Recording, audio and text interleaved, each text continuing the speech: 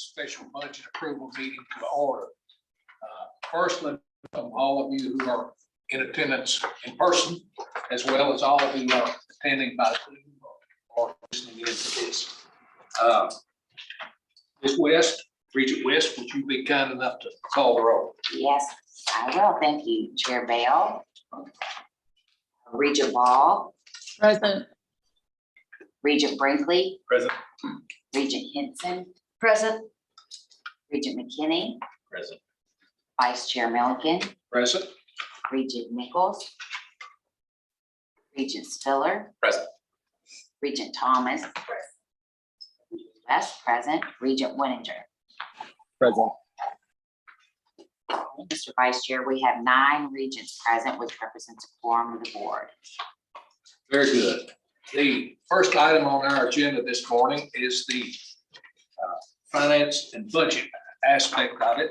And so I'll turn the meeting over to Mr.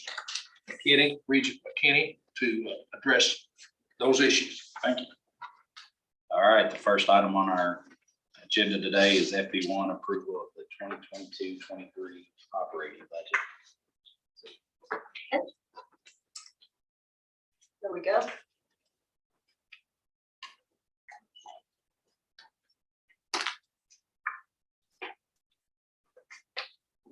I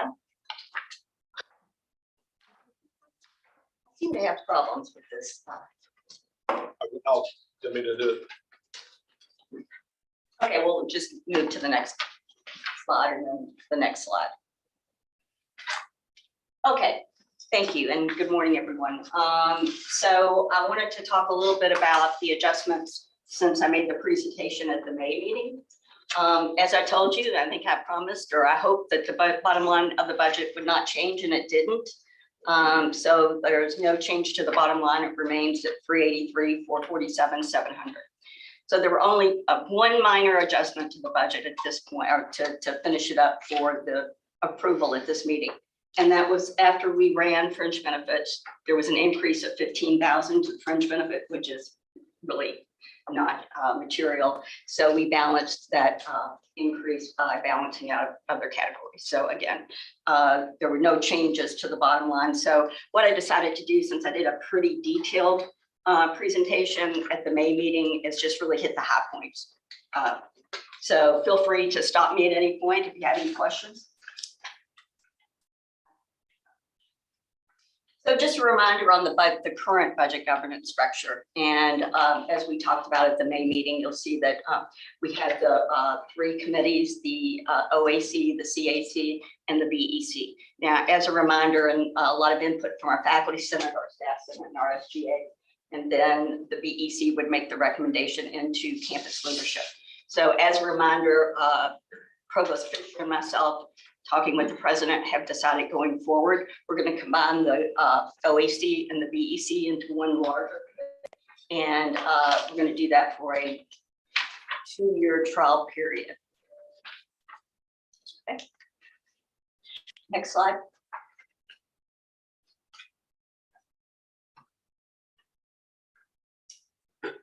So as a reminder, these were the items that were funded as part of the budget.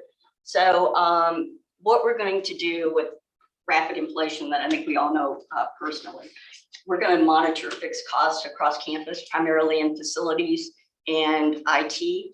And we will monitor those on a monthly basis so that those various budgets aren't impacted by the inflationary. And we will fund those through one-time funds at the end of the year. We also have a 2% salary pool included in the budget. No decisions at this point how that will be distributed, but we'll be working with the combined BEC OAC this summer to develop a recommendation on how that will be distributed effective January 1. Also, there are a few high priority items within primarily enrollment and within philanthropy that will be covered using the President's Strategic Initiative Fund. Next slide. So again, this is just a summary snapshot of what the budget looks like by the various categories and the change from fiscal year 22 So again, the bottom line of the budget is $383,447,700, and that represents almost an $8 million increase from the prior year. So a little bit about revenue. So again, you'll see we are certainly a tuition dependent institution, representing about 46% of the budget. So we built the tuition budget this year using our full-time equivalent of almost 14,000. Now, as a reminder, our actual head count, of course, is larger than that, and it's about 16,500. We used a projection, which I believe, working with Ethan, a conservative estimate for our first-time class of about 2,900. That represents about 76 more students than we had in the current year. And just as a reminder, we still have smaller classes working through the pipeline, and that does impact our tuition revenue projection. Well, also, the tuition budget includes a 1.19% tuition increase. So as part of the budget, you're also approving the actual tuition and fee schedule. So I wanted to include that in the not only in your document, but in the presentation so that you can see what you're actually approving as far as a tuition structure. So you'll see that 1.2% increase in your resident undergraduate and your military rate. Graduate there are no increases in graduate rates. There is one new rate that you'll be approving as part of this budget, and that's the local government employee discount program. That's going to be $500 per credit hour, and that's for the MPA program for the, isn't it the Barron River District? Next slide. And you can see the remainder, except for the doctorate in psychology, that's going up 2.1%.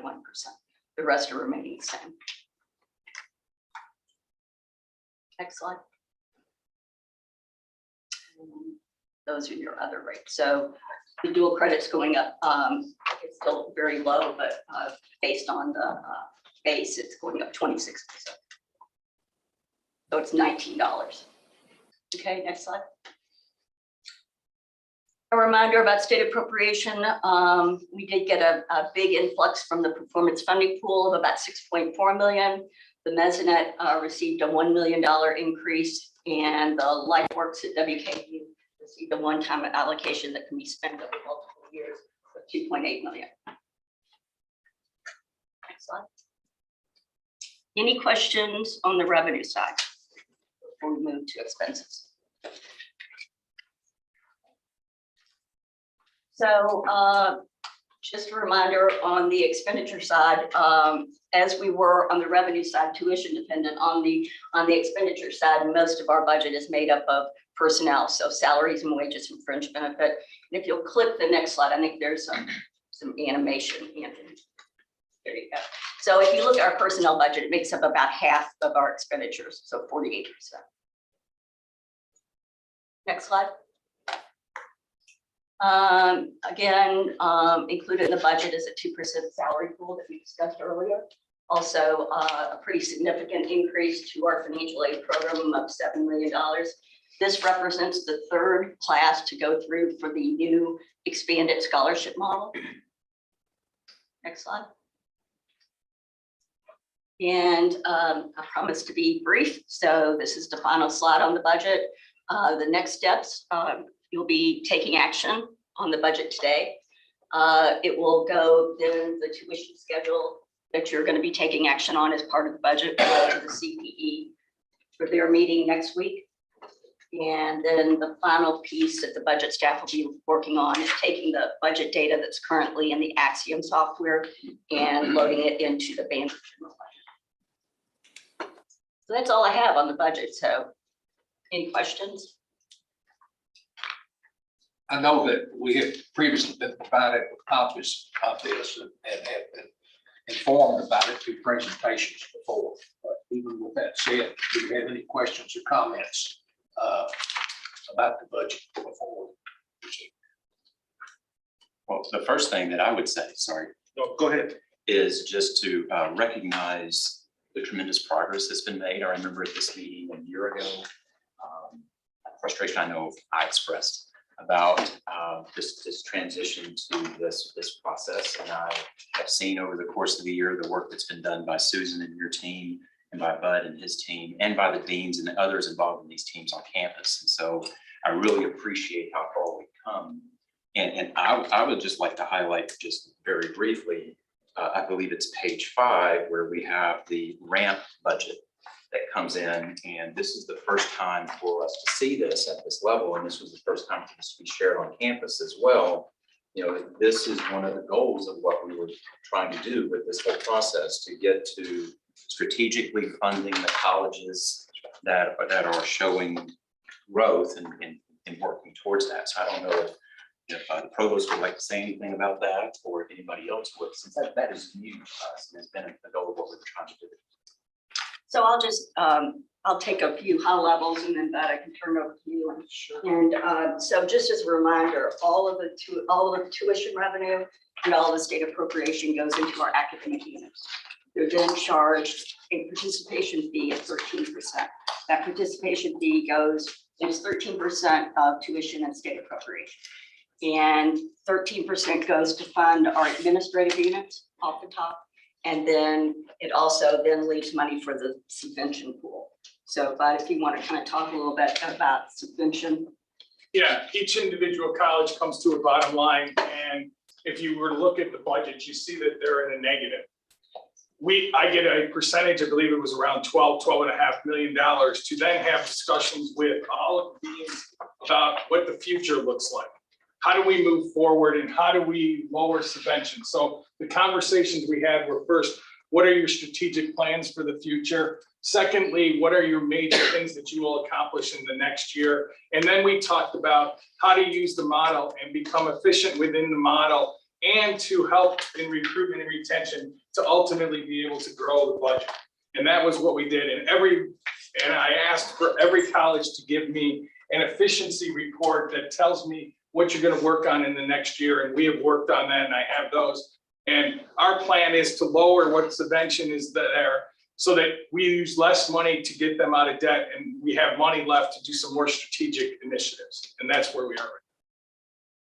And I think an important feature of this type of budget model is that as the academic units are more successful in growing the revenue, what you'll see is subvention going down and money for strategic initiatives going up. So that's what I know we will see as we move forward. If I could weigh in too, 5 years is a long time coming, but the conversation that you just saw around strategy, outcomes, retention and recruitment, and the devolution of control to the deans is exactly where we wanted to wind up. So we're through with phase 1 of this, and I'm proud of the transparency it creates for the entire campus. This is no longer my budget or Susan's budget, it's our budget as an institution. And that kind of attention to this as a tool for growth, I think, serves us well going forward. And so I appreciate the kind words Regents spoke. Regent Brinkley, did you have something? It's just a comment. You know, we have these discussions monthly now with Susan, Shane, and I. Anytime there's a budget presentation or a question about finances, and you know, this week was particularly hectic related to that. I mean, we got time with President Camoni, Susan, Ronaldo, Brian, Christie, and Shane got time with the provost. And that happened in the last 2 days. And some of it was extensive amounts of time and several hours of commitment. And that really demonstrates exactly what President Camoni just said. Both of us had questions. Both of us needed things addressed so we wouldn't sit in here and tie up the meeting with them. And I feel that this is a very fiscally responsible budget. It was different than the one we had the previous year. So we had some questions around how it was listed in the narratives, and everything was satisfied. So I agree. I think it's been a great transformation. You know, I'm the first one, if I think that it's fiscally irresponsible, to say something. This is a very carefully thought out and planned budget. And I cannot tell you enough how much I appreciate the time that, particularly yesterday, that Susan, Ronaldo, Brian, Christy, and the provost put in. It was more than they planned on. And I appreciate that, because it took a lot to get some of those answers, and they didn't know the questions were coming. So I appreciate that. Any other questions or comments? Jason, I just want to also take one moment. I really have to take a moment to recognize Ronaldo and Brian, the work that they did to bring Axiom up and alive, because this time last year, right, Bud? Bud did a lot of talking me off the ledge, so I'm very, very grateful. I may to those have folks. been behind you, pushing you off. Matthew or Linda, do y'all have anything y'all want to say? Questions? Okay, I just want to make sure. Kenny, there's one more thing, and I'm going to ask Dean Murphy, who is joining us via Zoom, if she would be willing to weigh in from a decanal perspective around how it is she dealt with her budget, but also you see how we work through subvention. She had some additional resources available to her. Corinne, would you talk about the process that you all went through in your college? Because this becomes increasingly more important as the deans have their hands dirty in the budgeting process. Sure, and good morning, everyone. Less than a year ago, I spoke at the Board of Regents retreat around the college level strategy and the implementation efforts that we were engaging in order to really achieve a level of sustainability within the budget model that was fiscally sound. And so what you're seeing on this screen for our college is actually the result of that. And while we are in subvention, we also have been recognized at this point for achieving metrics of efficiency for growth within our student body.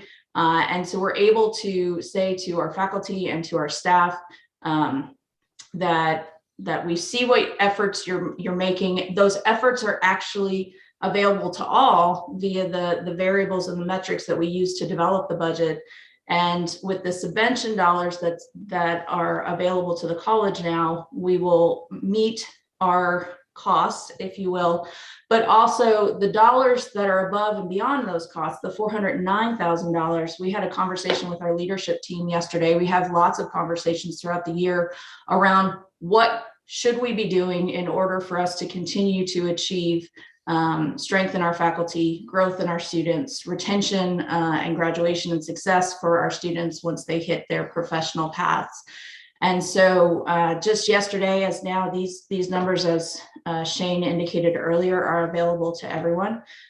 We were able to solidify some plans around increasing faculty professional development for this coming year, increasing some graduate assistant support, because graduate assistants play a key role in faculty success in scholarly activities, but also within the strength of our graduate programs.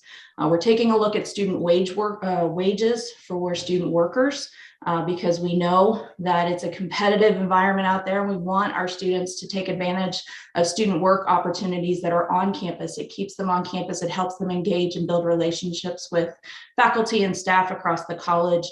And then we're going to partner with IT around establishing an information technology consultant. Our college at this point is the only college that doesn't have a shared position with IT supporting its operations around technology. And so we'll be incorporating that into our Student Success Center as well, to make sure that digital success is a big part of student success within the College of Education and Behavioral Sciences, because our students are engaging in technology outside in their professional careers all the time. So those are the things that we've been talking about and that we were able to solidify now that we have access to these additional investment dollars. And I think the other point that's really important is that these are one-time dollars at this time.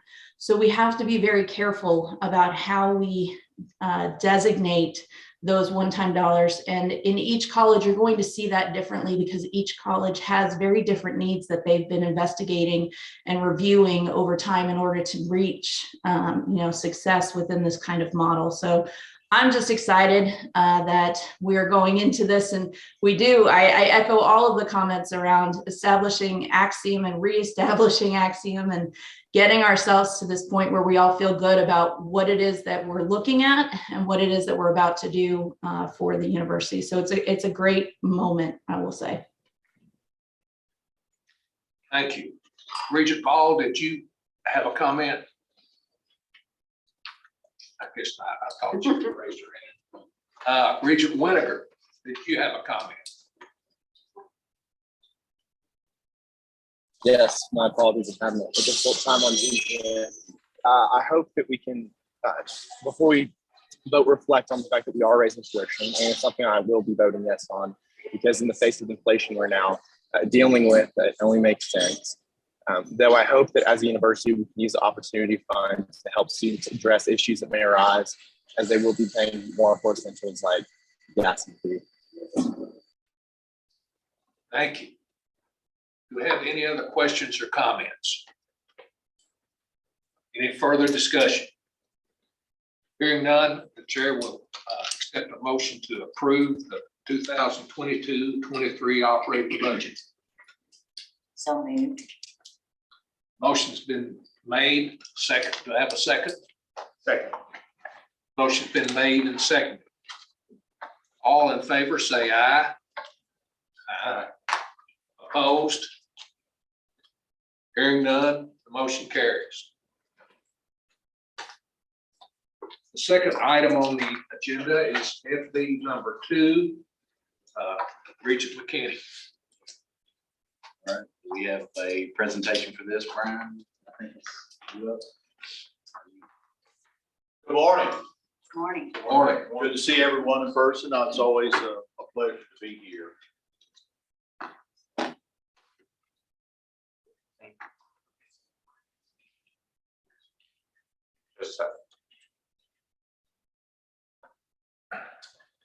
This is part of yours, right, Susan? Yeah, it's the same one. I would just keep them up.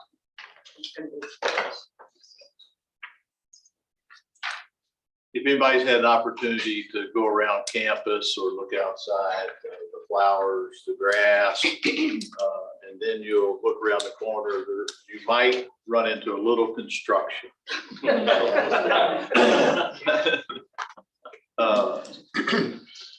The first item we have today is the Commonwealth, and I really want to go back a little bit.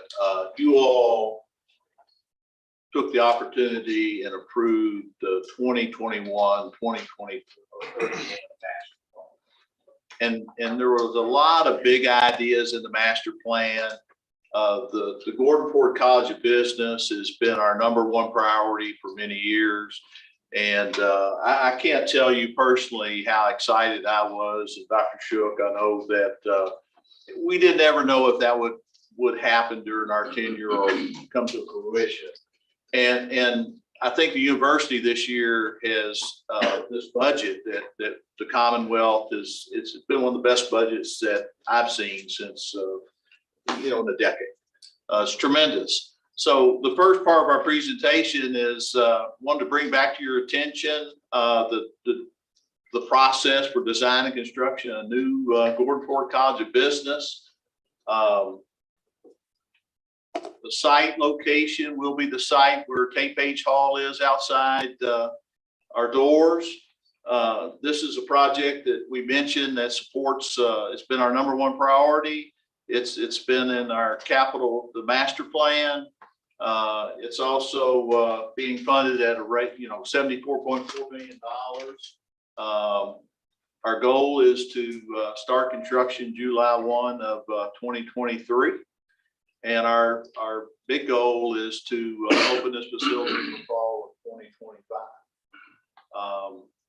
There's, Dr. Shook, would you like to, we've started a programming and schematic phase. I'd love for you to talk about that with the board and just how the experience is going and if you're excited. Well, I'm just a little excited. No, not really. We're the entire faculty and staff are all really super excited. We have been working on the design with Gensler, the architects, and I've never been involved in building a new building, so it's been a really interesting process. And I kept thinking, how are they gonna get a building out of all these meetings and surveys and observations? And the process has been really quite extensive. And I'm really excited. I will say it's a daunting responsibility to build a building that's not the building we need today, but the building we need for many, many decades. And so Gensler has used a lot of input and a lot of expertise to make sure that we build a building that's effective and efficient and will help us draw students in and help us outreach to the community. And it's really been quite a process, and it's really quite rewarding and exciting. I think, for so many years we were #1 and we just never had a new building. It's been a little hard to believe, and I think everybody believes it now. And really appreciate the efforts to secure the funding. I'm happy to answer other questions. Yeah, I just think it's exciting for the university, and to have this come into fruition is just outstanding.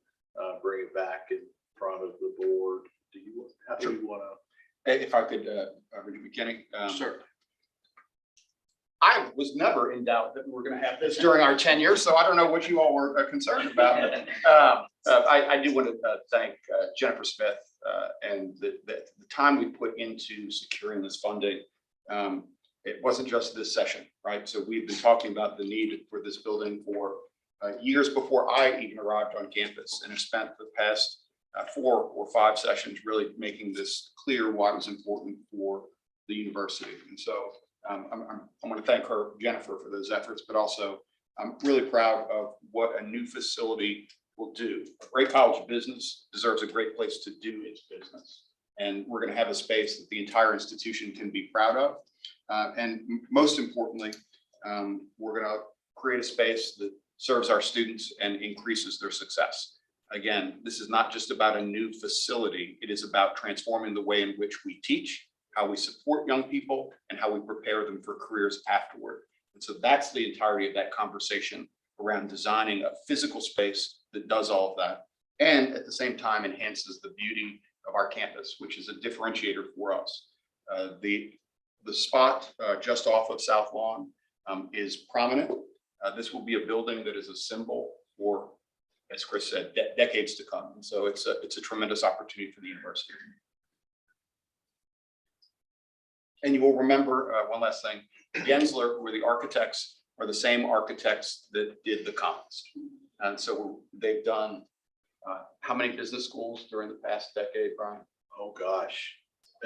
We look over the last 10 years. I don't remember how many they have done, but they are nationally recognized as designers in the country. So very comfortable. We had a lot of good responses to our RFQ, but they definitely rose to the top as having the most business schools in the last 5 years and all the other states. So we're getting our best.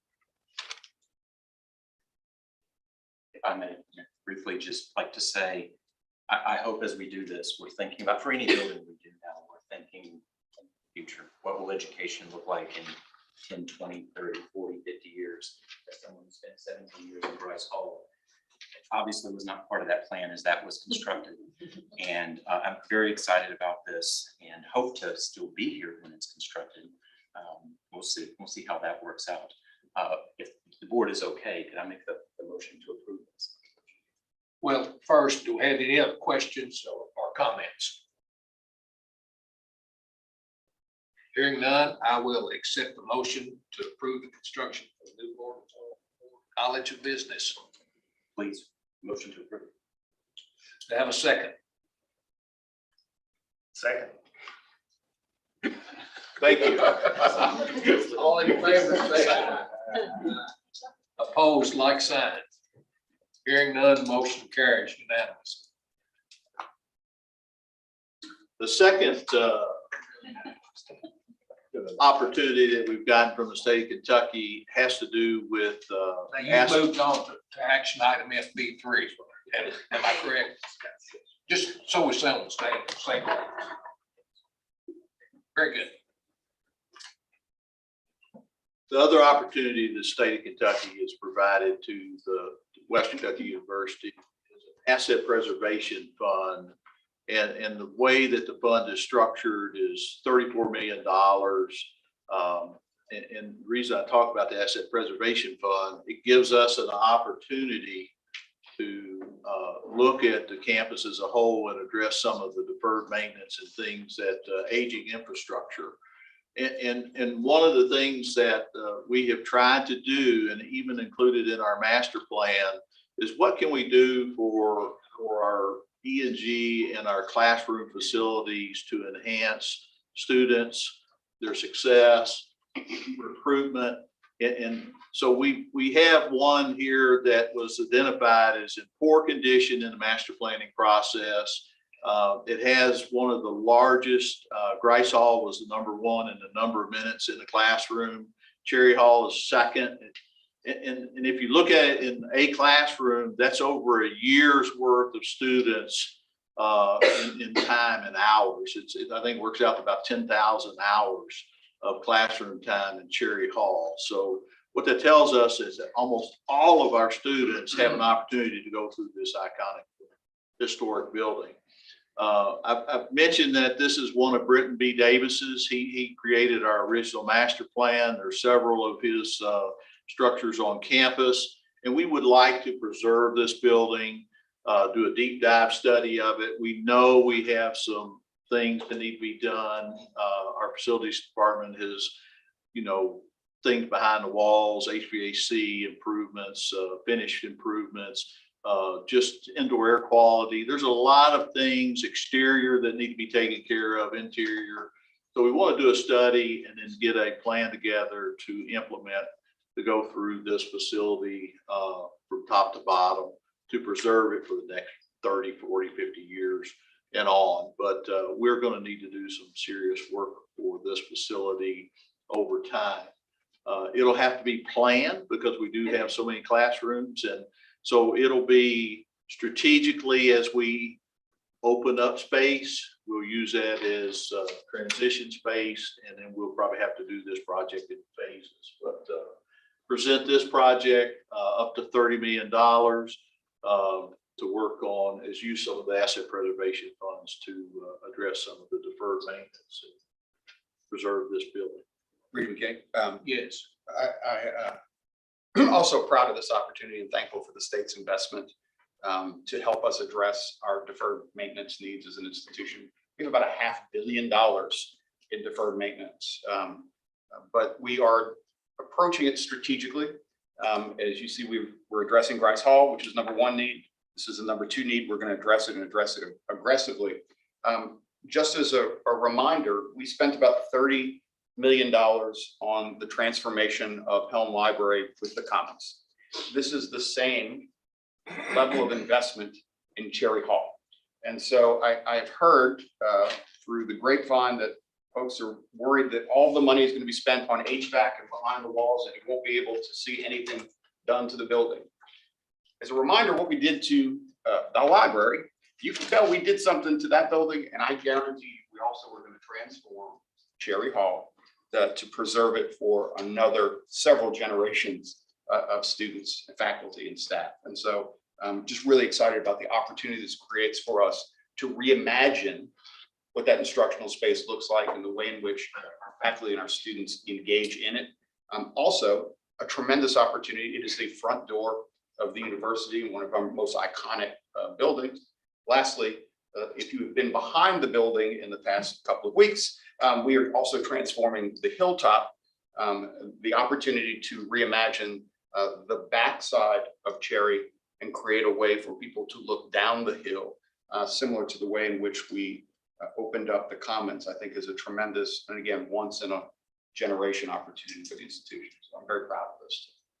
Remembering right that 85% is going to be 85% is funded by the state. We have to come up with the other 15% of that. And we have been, as you well know, conservative and putting money into places where we can reinvest them. And this is one of the one of the ways in which we will fund that 15%. We also are going to ask you for asset preservation dollars later in the meeting.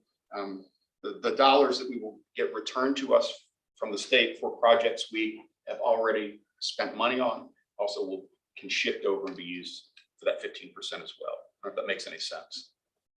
It's about $5 million per budget cycle or per year that we will be to match the $34 million. There's total $68 million over the next 2 years. We put $10 million.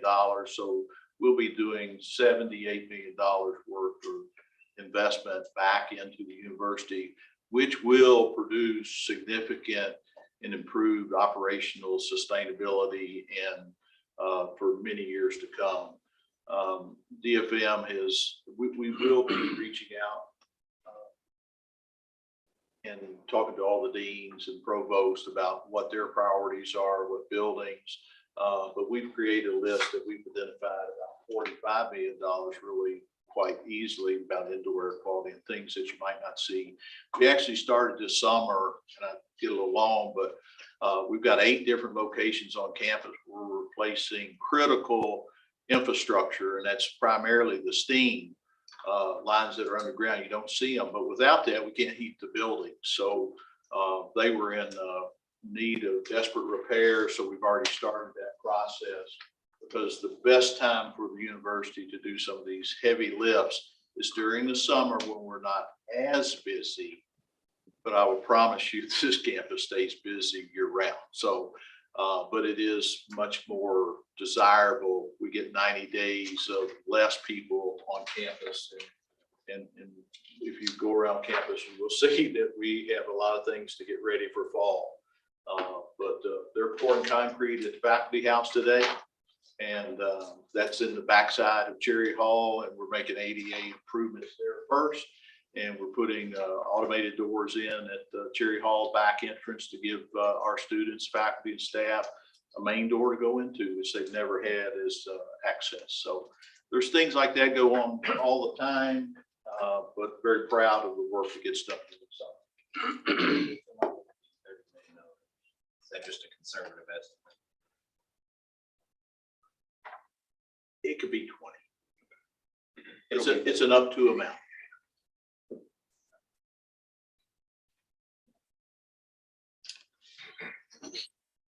Any other questions or comments? Yeah, do you have any further questions or comments on the action item FB3? I noticed Bridgette Nichols has joined us. Welcome. Good morning. Sorry for being late. All right, then the chair would accept the motion to approve, to preserve, renovate, and renew in your heart of Cherry Hall.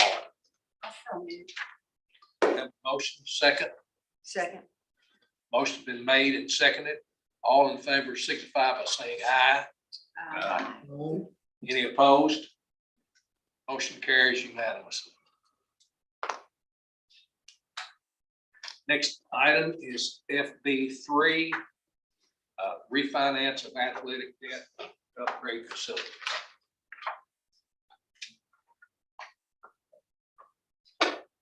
So our athletic director, Todd Stewart, is going to join me in this presentation. So can't be the next.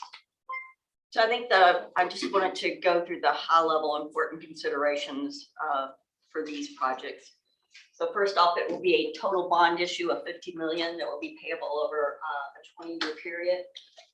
What's important to Matthew and our students, there will be no increase to our existing student athletic fee. A third consideration from a financial point of view is there will be no significant increase in the annual debt service over the life of the project. As I started out by saying, while the debt restructure proposal is $50 million, it really only means that we're taking on an additional $39 million in debt, because the $11 million is already debt that we're paying for that's being held right now by the city of Bowling Green. And that final one is extremely important, and I'll share some graphs towards the end of this presentation, is that there will be, our debt burden on operations will actually decrease over time, even with the new existing, with the new debt coming on. So the first part of this project, and I like to say this is somewhat of a no-brainer. So this is our financial advisor has been talking to us for some time about doing this. So it's refunding the existing Diddle Arena debt. That's approximately 11 million, and the date of maturity remains the same. So it's about 4 more years to pay that debt off, and that will provide savings of about 400,000. It's about 100,000 a year over the next 4 years. Next slide, Anthony. The next piece of this, and then I'm going to just kind of go over some high-level bullets, and then I'm going to turn it over to our expert on this as far as what it means for athletics. So I really, when I learned all of this, I thought, wow. So this is our press box was originally constructed in 1968. So I think that says a lot right there. The cost of the renovation will be somewhere between 4 and 6 million. The current press box is not ADA compliant. There's no elevator in the facility. There's only 1 restroom in the facility, no air conditioning or heat. And then really the last bullet, it requires the coaching staff and the press to actually walk up through the bleachers to reach the press box. So that in and of itself is really just a huge safety concern. So Todd, do you want to speak to some other considerations? Sure, be glad to. Thank you. Thank you all for the opportunity to speak here today. The bullet points outline it really well, but what I would say, as everyone knows, not just in athletics, but more importantly through the entire campus, we've had significant facility improvements over the years. Unfortunately, the press box has not been one of those. And during this time frame, our football program has really grown. It's very successful. We've been to a bowl game 8 of the last 10 years. And as a result of that, we have a lot more national media covering our team. We have national broadcast companies coming in and doing games. We have prominent programs coming here for the first time. We had Indiana from the Big Ten Conference here last year. And so the perception that they get when they come to a football game and go to the press box is a terrible one. You know, it's nowhere close to the perception they would get if they were on any other part of this campus. So the press box was built in 1968. And if you've been up there, it's every bit of a 1968 press box. It's just not where it needs to be. And this will be a huge step forward. And obviously from an image standpoint, but from an efficiency standpoint also.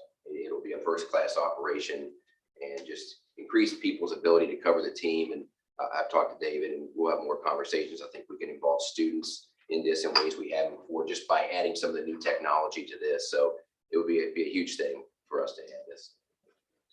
Let me add a comment very quickly if I can on this. What a lot of people don't understand about press boxes and access is that when any kind of television crew comes in or any kind of media group comes in, there's a significant amount of equipment that has to go to the press box or around the press box. Right now, and this has been this way since forever, since I've been alive, all of our students and engineers, and we have to take significant steps to make sure that this is not a safety hazard. Each camera platform typically carries about 175 pounds of separate gear up and down for each game. And with the other complication related to this is that, you know, to have media access and accurate, to get computers to work properly, you can't overheat the room. One of the terrifying things that exists in this building and has forever is there's no elevator, but there's an elevator shaft. So there's some oddities that were created structurally that really make under the bleachers for the media a much safer place, and that's not really where you want anybody. So I have waited for this for a long time. It's good for our students because it will be a safer environment where we have to right now secure people with cables and all kinds of odd things to get them to go up there. So this is a needed renovation for the students, for opportunity, and for anybody that goes up. Mr. Chair, if I could add one thing. As you can imagine, the idea of students hauling equipment up is terrifying. But the experience for our opposing coaching staff who has to walk through our crowd, not just the beginning of the game, not just after the game, but in the middle of the game to get down to the locker room and get back up. It's not something we really want to subject any guests to our university to. And so this will help us address that as well. So I'm appreciative of the way in which we've structured this that does not put any additional burden on students or the budget. So we're really proud of the work, the refinancing work, but also the creativity of our athletics department and our finance organization to get this done. The final project that we're going to talk about today, we can forward the slide, is our Hilltop Roof Field House. So let me first say we have not gotten any architectural rendering. So this is just an existing field house at another institution that we liked because it looks a lot like our buildings on campus. So we've actually done some photoshopping, putting our logo on, and so again, no decisions have been made, no work has been done. It's just taking an existing one on another campus. And so the estimated cost of this project is somewhere between 32 and 35 million. I think we can say that it would position, as we talked about with Cherry Hall and our business school, this would position WKU favorably for the future. Without a doubt, it would create a first-class indoor training facility for about 16 WKU sports. It would provide a permanent indoor facility for our Big Red Marching Band. Our baseball clubhouse and hitting facility would exist in the field house. And then it's not just an athletic facility. It would actually be utilized from things like forensics to intramural sports, E&A sports. So Todd, I'll turn this one over to you. Yes, I mean, this would be a game changer for us. I mean, it really would. It enables our athletes that are here to train in a way they can't right now when weather becomes an issue. And sometimes you think of weather in the wintertime, but with the football team in August, lightning's an issue. And many times practices are canceled or delayed because of lightning. So to have an indoor facility for all of our sport programs to train in would be huge for our athletes. It would help recruiting tremendously. This is the most significant thing that we don't have. It's used against us in recruiting. So obviously that to have that would take that issue off the table. So it's huge for athletics. But I do think, like Susan said, I think it's neat because of the other areas it will involve as well. I mean, the Big Red Marching Band now has a permanent practice facility if the weather's bad. That's 300 students right there and growing, that will be positively impacted by this. And I think even beyond that, I think we could be very creative with intramural sports. For example, we could have like football tournaments and our coaches could be referees. I mean, there's ways that we can brainstorm and I think incorporate athletics and the student body in a way that we don't right now. And then even moving forward, as we all know, it's important to drive enrollment, to grow our enrollment. And one way to do that, I feel, is to bring people to campus that may not have otherwise been. We envision local high school programs being able to practice in this facility, certainly in the fall and when they're preparing for their state tournament. And I think that will bring people to campus sometimes for the first time. So it's obviously huge for athletics, but I think it's a win-win for a lot of constituencies and it's a game changer. Yes. You all know my commitment to our marching band program. And if you're ever on campus, and I know people like to hear them practice around campus, they currently have to march on South Lawn. And if you remember what happens on Saturday on South Lawn on football weekend, it makes it impossible for them to practice because there are tents and other things set up. And so we're going to have a world-class marching band program on this campus, and this facility will help ensure that they have a dedicated practice space. And Todd and I have had the conversation that they will have their time on that field, and so will football. And so I'm really proud of being able to make this investment for them. You also will recall when we took down Garrett, our forensics program moved to a small house that used to be the honors building, and before that was the community college building right up on the hill across from the planetarium and across from College High Hall. We're going to hopefully, as we go through this process, create an appropriate space for also our world-class forensics program for them to practice and do work. And then lastly, sports and esports is becoming an ever more important part of the campus community. We envision carving out a place where we can have an esports arena and also in this. And all credit for the photograph goes to Southern Methodist University. Some of you may recall we played a bowl game at SMU 2019. I was happened to be on that trip and went to our pregame practice in a facility that looked exactly like this, and was just really impressed by it. And so all thanks to SMU for the inspiration and allowing us to use their facility as a placeholder for our facility. Yes. When will the press box renovation take place? What season can we expect it to be up and functioning? So what we will do, pending your approval after this meeting, is we will bid out both the design and the construction of both of these projects. And the time frame involved in that will not enable us to start the press box until after the 2023 season. So we'd have 2 more seasons to, ideally, it'd be nice to start it after this current season, but I think that rushes it. And one thing that we can't have happen is start construction and then have it not finished when the next football season starts. So we'll start it right after the 2023 football season. It should be finished really by the summer of 24.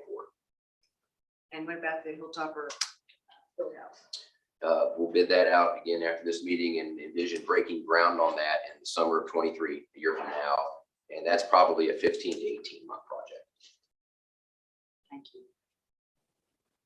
Yes. As someone who's hoping to be in a college of business near the South Lawn soon, I would appreciate the band not practicing. What's the approximate square footage of this facility, do you think, where we're going to end up? Yeah, I don't know exactly, just from the standpoint that it involves a lot of groups. The size of this, and it will be first class, but it will overlap the current grass practice field, but it also will overlap where the baseball clubhouse and hitting facility are now. Those will be rebuilt inside of this and be better than they are currently. But I don't know until we get some of the specific drawings exactly what that will be. Okay. And that was my next question, is exactly where we were looking to put this. My only concern, and this is not, it's just that we're talking about a lot of different groups coming together to use this facility and having some sort of coordination here to make sure that the access to those other groups is something that will happen as it moves forward. No, it definitely will. And we'll have a building manager, and we'll have somebody that coordinates and schedules everything. So it's not a haphazard thing where 2 or 3 people show up at the same time and think they can use it. We'll have a very organized system. I know we've all had a presentation on this before today, and appreciate your all's presentation today. Do we have any other questions or comments? Then I would entertain a motion to provide for the authorization, issuance, and sale of general receipts, refunding obligations in an aggregate principal amount not to exceed $52 million. So moved. Have a motion and a second. All in favor say aye. Aye. Any opposed? Hearing none, motion carries unanimously. We move on to finance and budget, item number 5.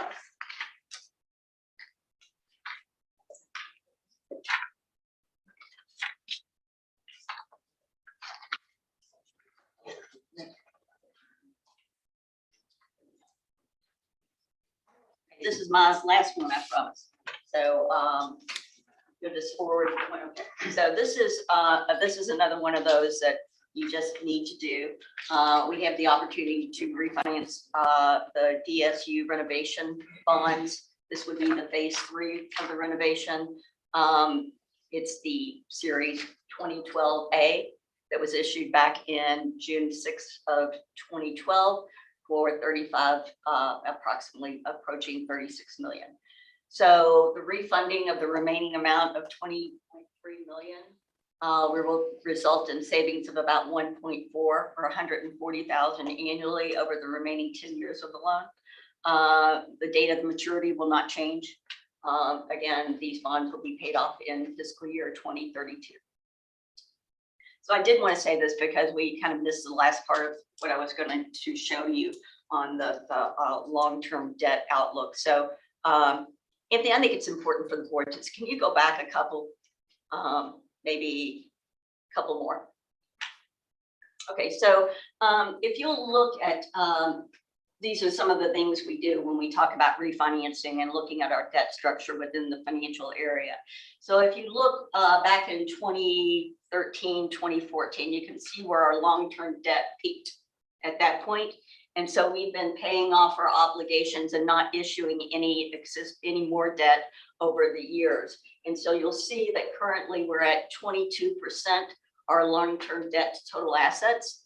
And so this would suggest that we're relatively low degree of risk. And you'll see even with this issuing more of that debt that we just talked about and you approved, we will go up for a couple of years, only because the diddle debt is ballooning, but then we will actually go down. So issuing the additional debt that we've just talked about we will continue to reduce our risk exposure. So I just wanted to mention that as we talk about all of this refinancing. Yes, Mr. Chair. You will recall the slide around cash on hand and other fiscal metrics that we look at to determine our health as an institution. And you all have learned over the years that I'm fiscally conservative, do not like too much debt, but know that it's necessary to carry some debt. And I'm also really proud of the work that we've done to bring that debt load, debt burden ratio down. We are actually right at or below the national average for NACUBO. We want to stay right in the middle of that. And when you look at our peer institutions, we also, as a percentage, are where we need to be. And so, Yeah, if you just go to the next slide, you'll see that. So there we go. yeah, so you'll see that our long-term debt to total assets were really right at the top. So we're in really, really good shape as compared to some of our other benchmark institutions. Any other comments? Anyone have any questions or comments concerning finance and budget? Item number 5. If not, I'll entertain a motion to provide for a resolution providing for the authorization, issuance, and sale of general receipts, refunding obligations in an aggregate principal amount of approximately $20,500,000. So have a motion to have a second. And a second. All in favor say aye. Aye. Any opposed, say no. Hearing none, motion carries unanimously.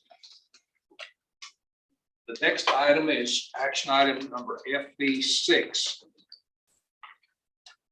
Asset preservation of campus-wide infrastructure. As we talked about earlier, about the things that the university needs, and Dr. Caboni mentioned, there was a study done by the state of Kentucky in 2000, completed in 2007. It was a facilities assessment study.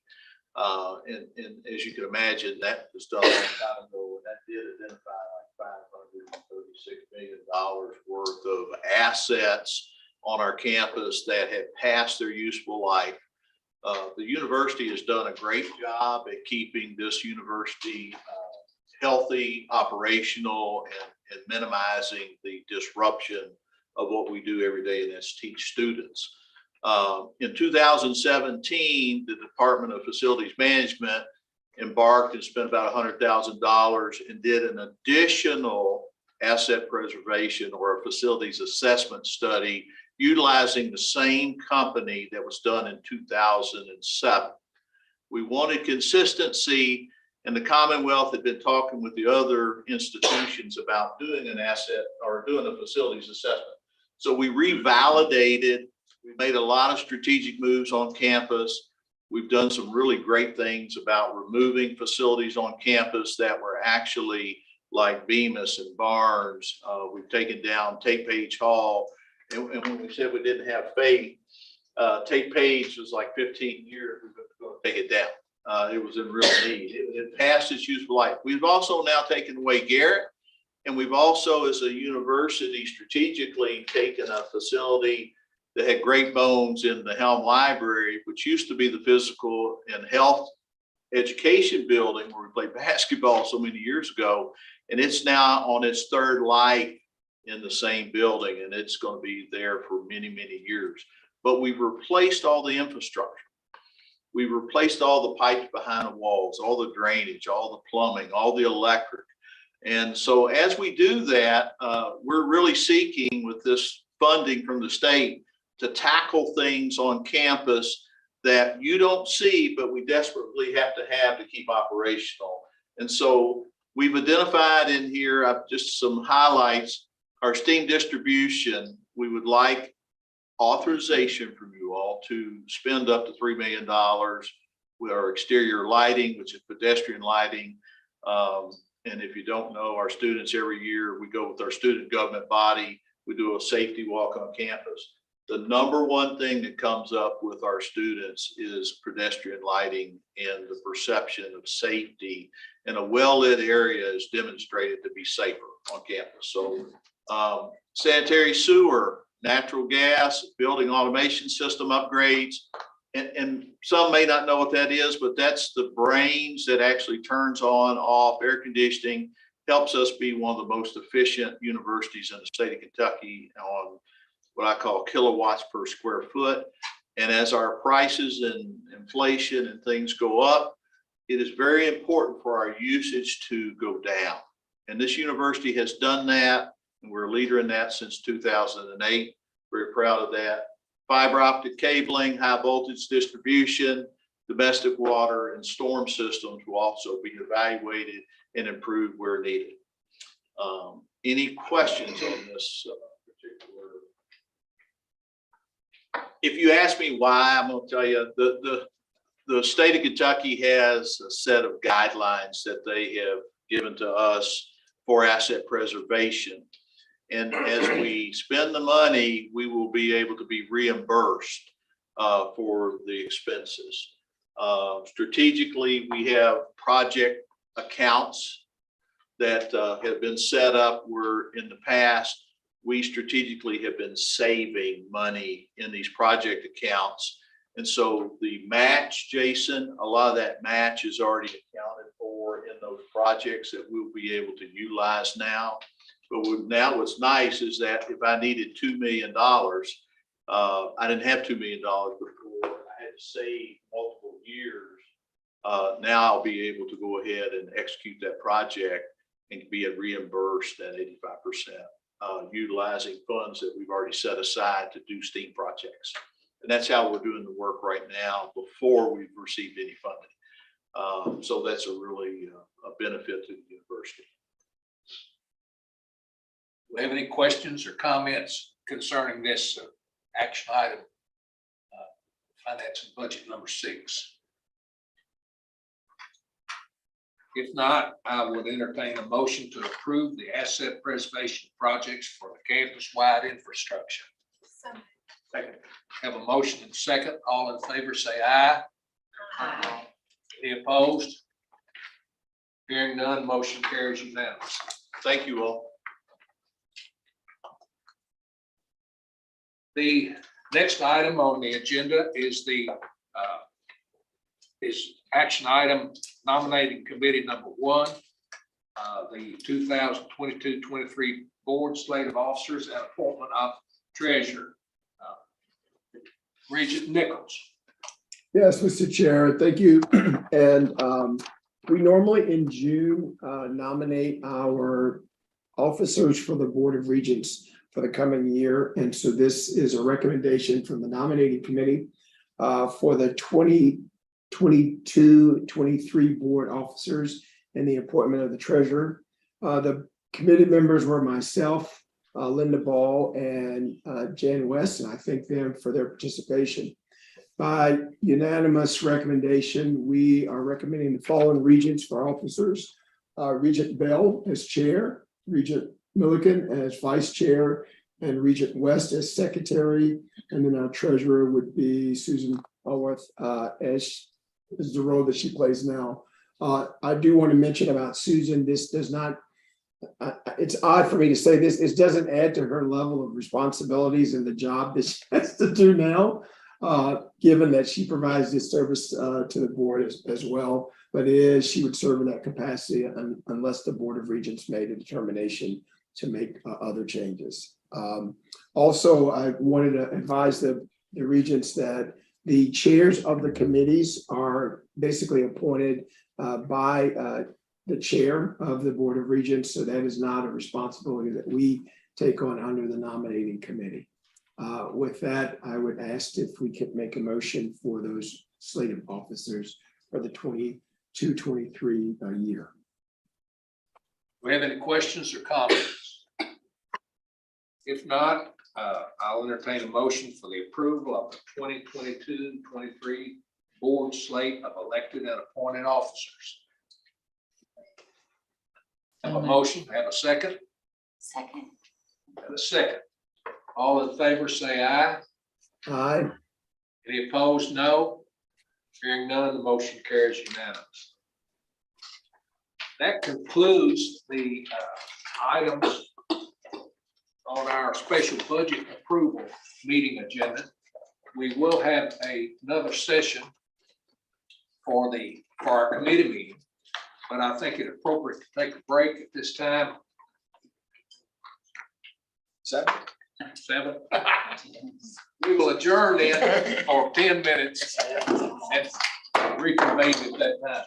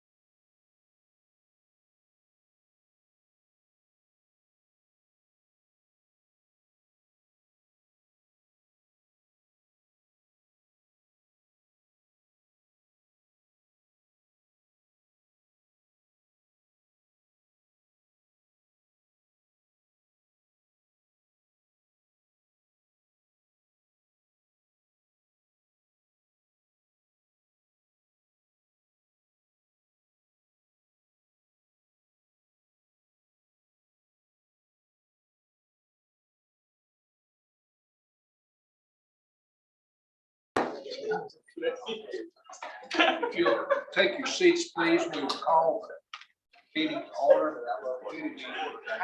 Yeah. And I was like, oh, I understand. And I was like, I'm crazy.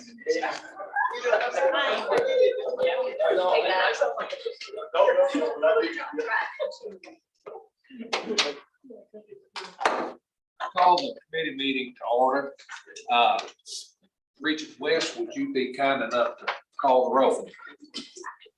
Yes, Chair Bale. Regent Ball. Present. Regent Brackley. Present. Regent Henson. Present. Regent McKinney. Present. Vice Chair Milliken. Present. Regent Nichols. Present. Regent Spiller. Present. Regent Thomas. Present. Secretary West present, and Regent Linder. Present. All right, Mr. Vice Chair, we have 10 regents present. Very good. Since our last meeting, we had a highly successful graduation ceremony on May the 5th, which I think we're all very proud of. Our in-person ceremony was, I felt outstanding. And we had an outstanding recognition ceremony on May the 6th, something that I think our university has a right to be proud of. Got some good press as far as some of our endeavors are concerned, and our canoe team, those guys who came here and made the presentation for us, has scored well, which we're very proud of. Those engineering students, I think that's outstanding. And I think those are just some kind of feel-good comments that I think are appropriate at the outset. Third in the country. Yeah, I think that's tremendous. The best finish ever. Top 10 in every category. And they're all getting all fired up to go again. They are. I think that's great. First item is action item number AA1, approval of faculty emeritus for Drs. Kathy Carey, Daniel Meyer, and Julie Ellis. Regent West, are you making these presentations? Actually, I'm going to call on Provost Fisher to make these Thank you. presentations. Okay. So I want to take just a few minutes to tell you something about the people who we want to be emeritus here. They all have served at the university for 10 years in distinction. And I want to talk about each one personally. Dr. Kathy Carey was professor of economics. Dr. Carey joined the WKU Department of Economics in 1992 and later served as the center director, department chair, and interim dean. The ways in which Dr. Carey contributed to the college and university as a whole are too numerous to state, but it was certainly related to what was best for the students and always trying to do what's right for the students. Dr. Donald Meyer joined the WKU Department of Economics in 1986 and later served as the Associate Dean for the Gordon Ford College of Business. Dr. Myers was instrumental in fostering study abroad programs during his service as the International Officer for the Gordon Ford College of Business. He led multiple study abroad programs that provided rich educational experiences for many students. And lastly, Dr. Julie Ellis, Professor of Engineering and Applied Sciences. Dr. Ellis joined WKU as head of the Department of Engineering in 2009 and served in that role until 2016. Dr. Ellis served as Professor of Engineering and Applied Sciences until her retirement in 2020. With that, I think all of them made huge contributions to the institution and it would be an honor to give them a meritized status. Have any questions or comments? I would just, one of the odd distinctions of serving as a faculty regent on this board is recognizing people that you work with and consider friends. And it's just to reflect back on the work they did over the years. And so these are deserving recognition. Any other comments? Chair would then accept a motion to approve emeritus status for Drs. Kathy Carey, Daniel Myers, and Julie Ellis. So have a motion and a second. All in favor say aye. Aye. Any opposed? No. Motion carries unanimously. Second item is Big red backpack. that's it. It's very exciting. So I want to take a few minutes today to talk to you about a project that took place over the last year or so, and is kind of a combination project between three groups on campus. What we'll talk about, this first day complete, or the Big Red Backpack, was originally brought to us by the student government. The student government was interested in it because they had seen it at other institutions and wondered if it could work here. And they brought it forward and said, we would like to figure out how to make this work on this campus because we think it'll help us with affordability of textbooks and material associated with classes. They brought Jennifer Tugas in as the lead in that, and then she dragged me in. And together, we put together a committee. We looked at it with the students, and what we came up with, you'll see in a minute. I want to describe the program. So it's called First Day Complete, but really on this campus, everybody knows it as Big Red Backpack. And when you look at this, what you see is that it's there to solve a problem. The problem it's meant to solve is that students are foregoing buying their course material, and we believe, and so do lots of other people, that it's negatively affecting whether they're successful or not in classes. And when you look at it, it's a trend that's occurred over the years. In 2017, 40% didn't have their materials the day they started class, to now 29% have materials. So that leaves a huge number without materials. 71% don't have their materials. And the quote you get all the time when you ask a student why they don't have those materials is, I don't have the dollars or cents to buy those materials. At least right now. They may buy it later, but they're not prepared the day we start class. And some of the stuff you see out there is the following. 85% of students delay purchasing course materials, mostly because of funding. And 50% say that that negatively affects their grade. And if you ask them at the end of classes, what you see is 7 in 10 says, I think I would have done better if I would have had the material the first day of class. So there's a problem out there. There's a problem that we need to think about solving, and hopefully figuring out how to do it in a more effective and a more, I guess, efficient way. So having said that, what we came up with, or what we saw that the students brought us, was introducing First Day Complete. It's supposed to help with student success by doing a few things. First, it's going to give the students all of their books and materials before the first day or on the first day.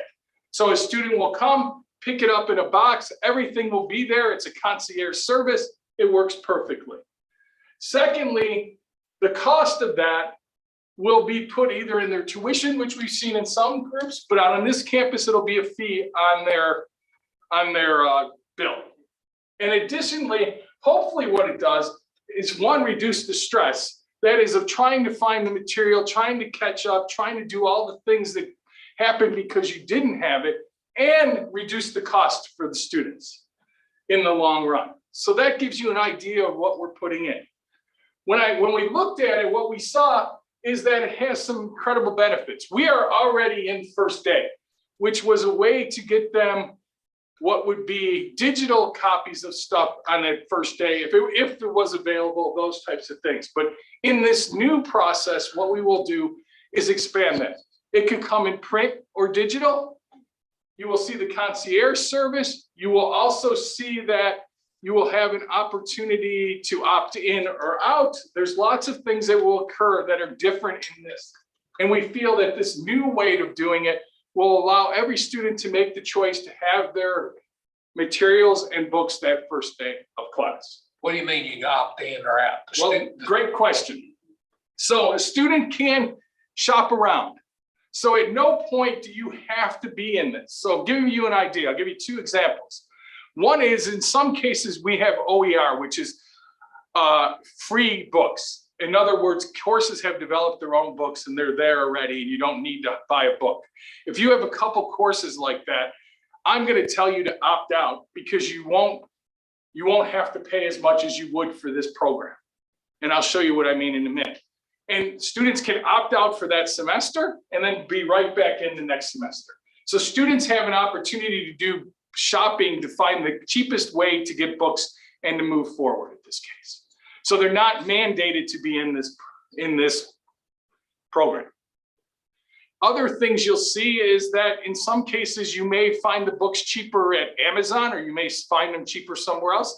And you find out that you can collect all your books cheaper. You have a way that you can do that way too. Again, you could opt out. So there's no mandate to be in this program at this point. Does that help? Is that okay? Yeah, that answers my question.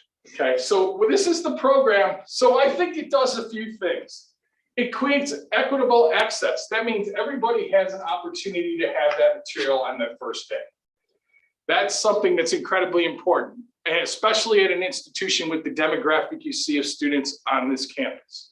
Additionally, it's convenient, right? You show up on campus, you walk to a place, they hand you the box, you have everything there.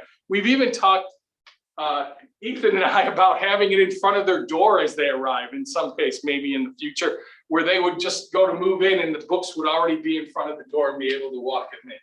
So there's lots of ways to think about this.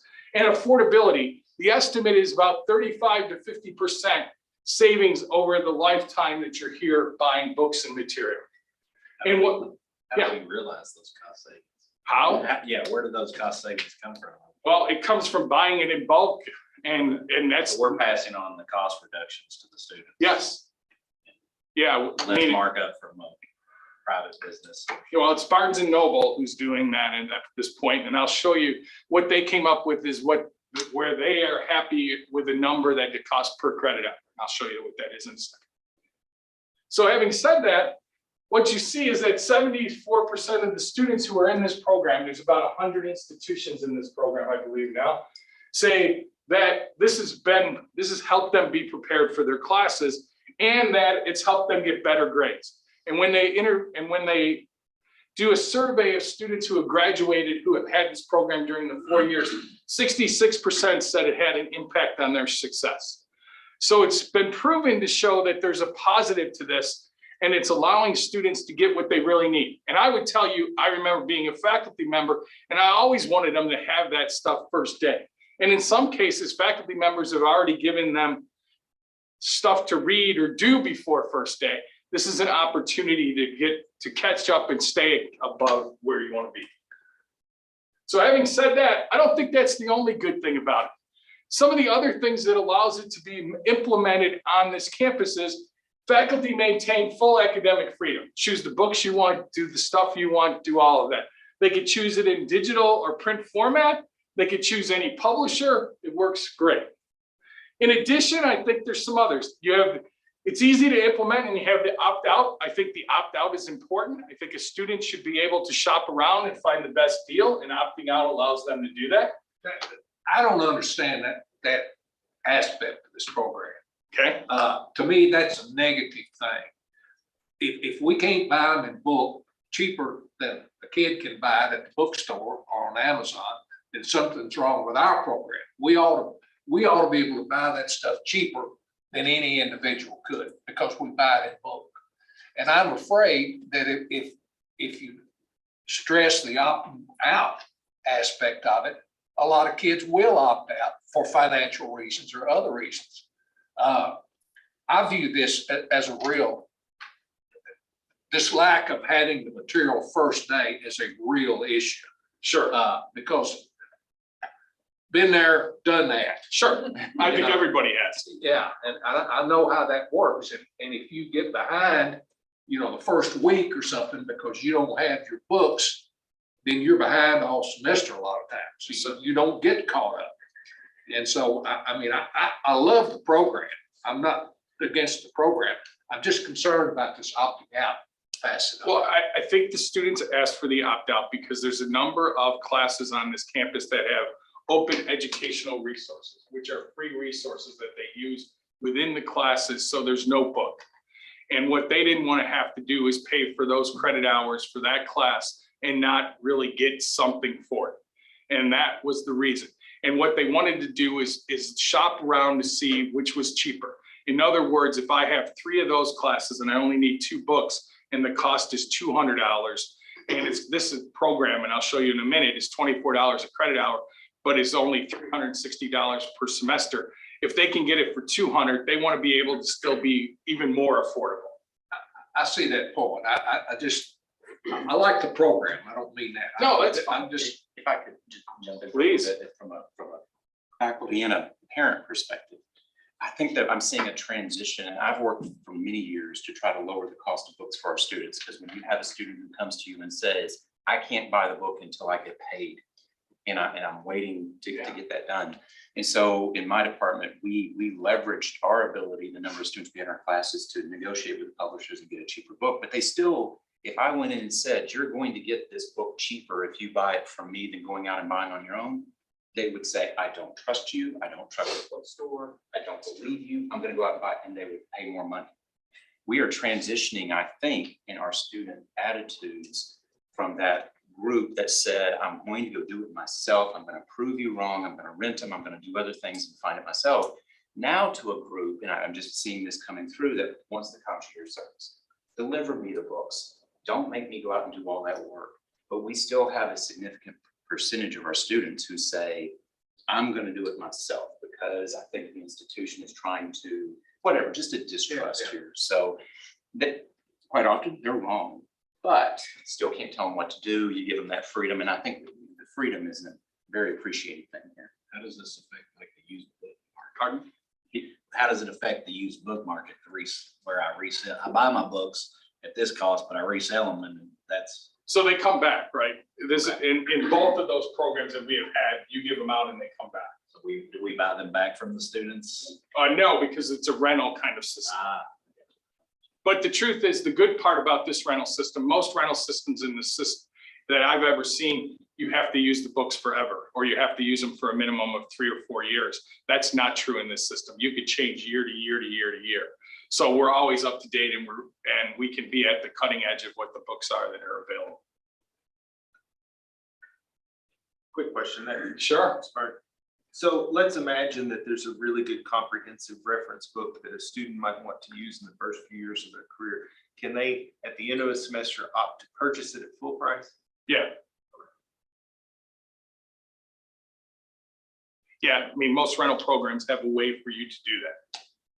Makes total sense. Yeah, because I have done that. Yeah, when I did all this, that did.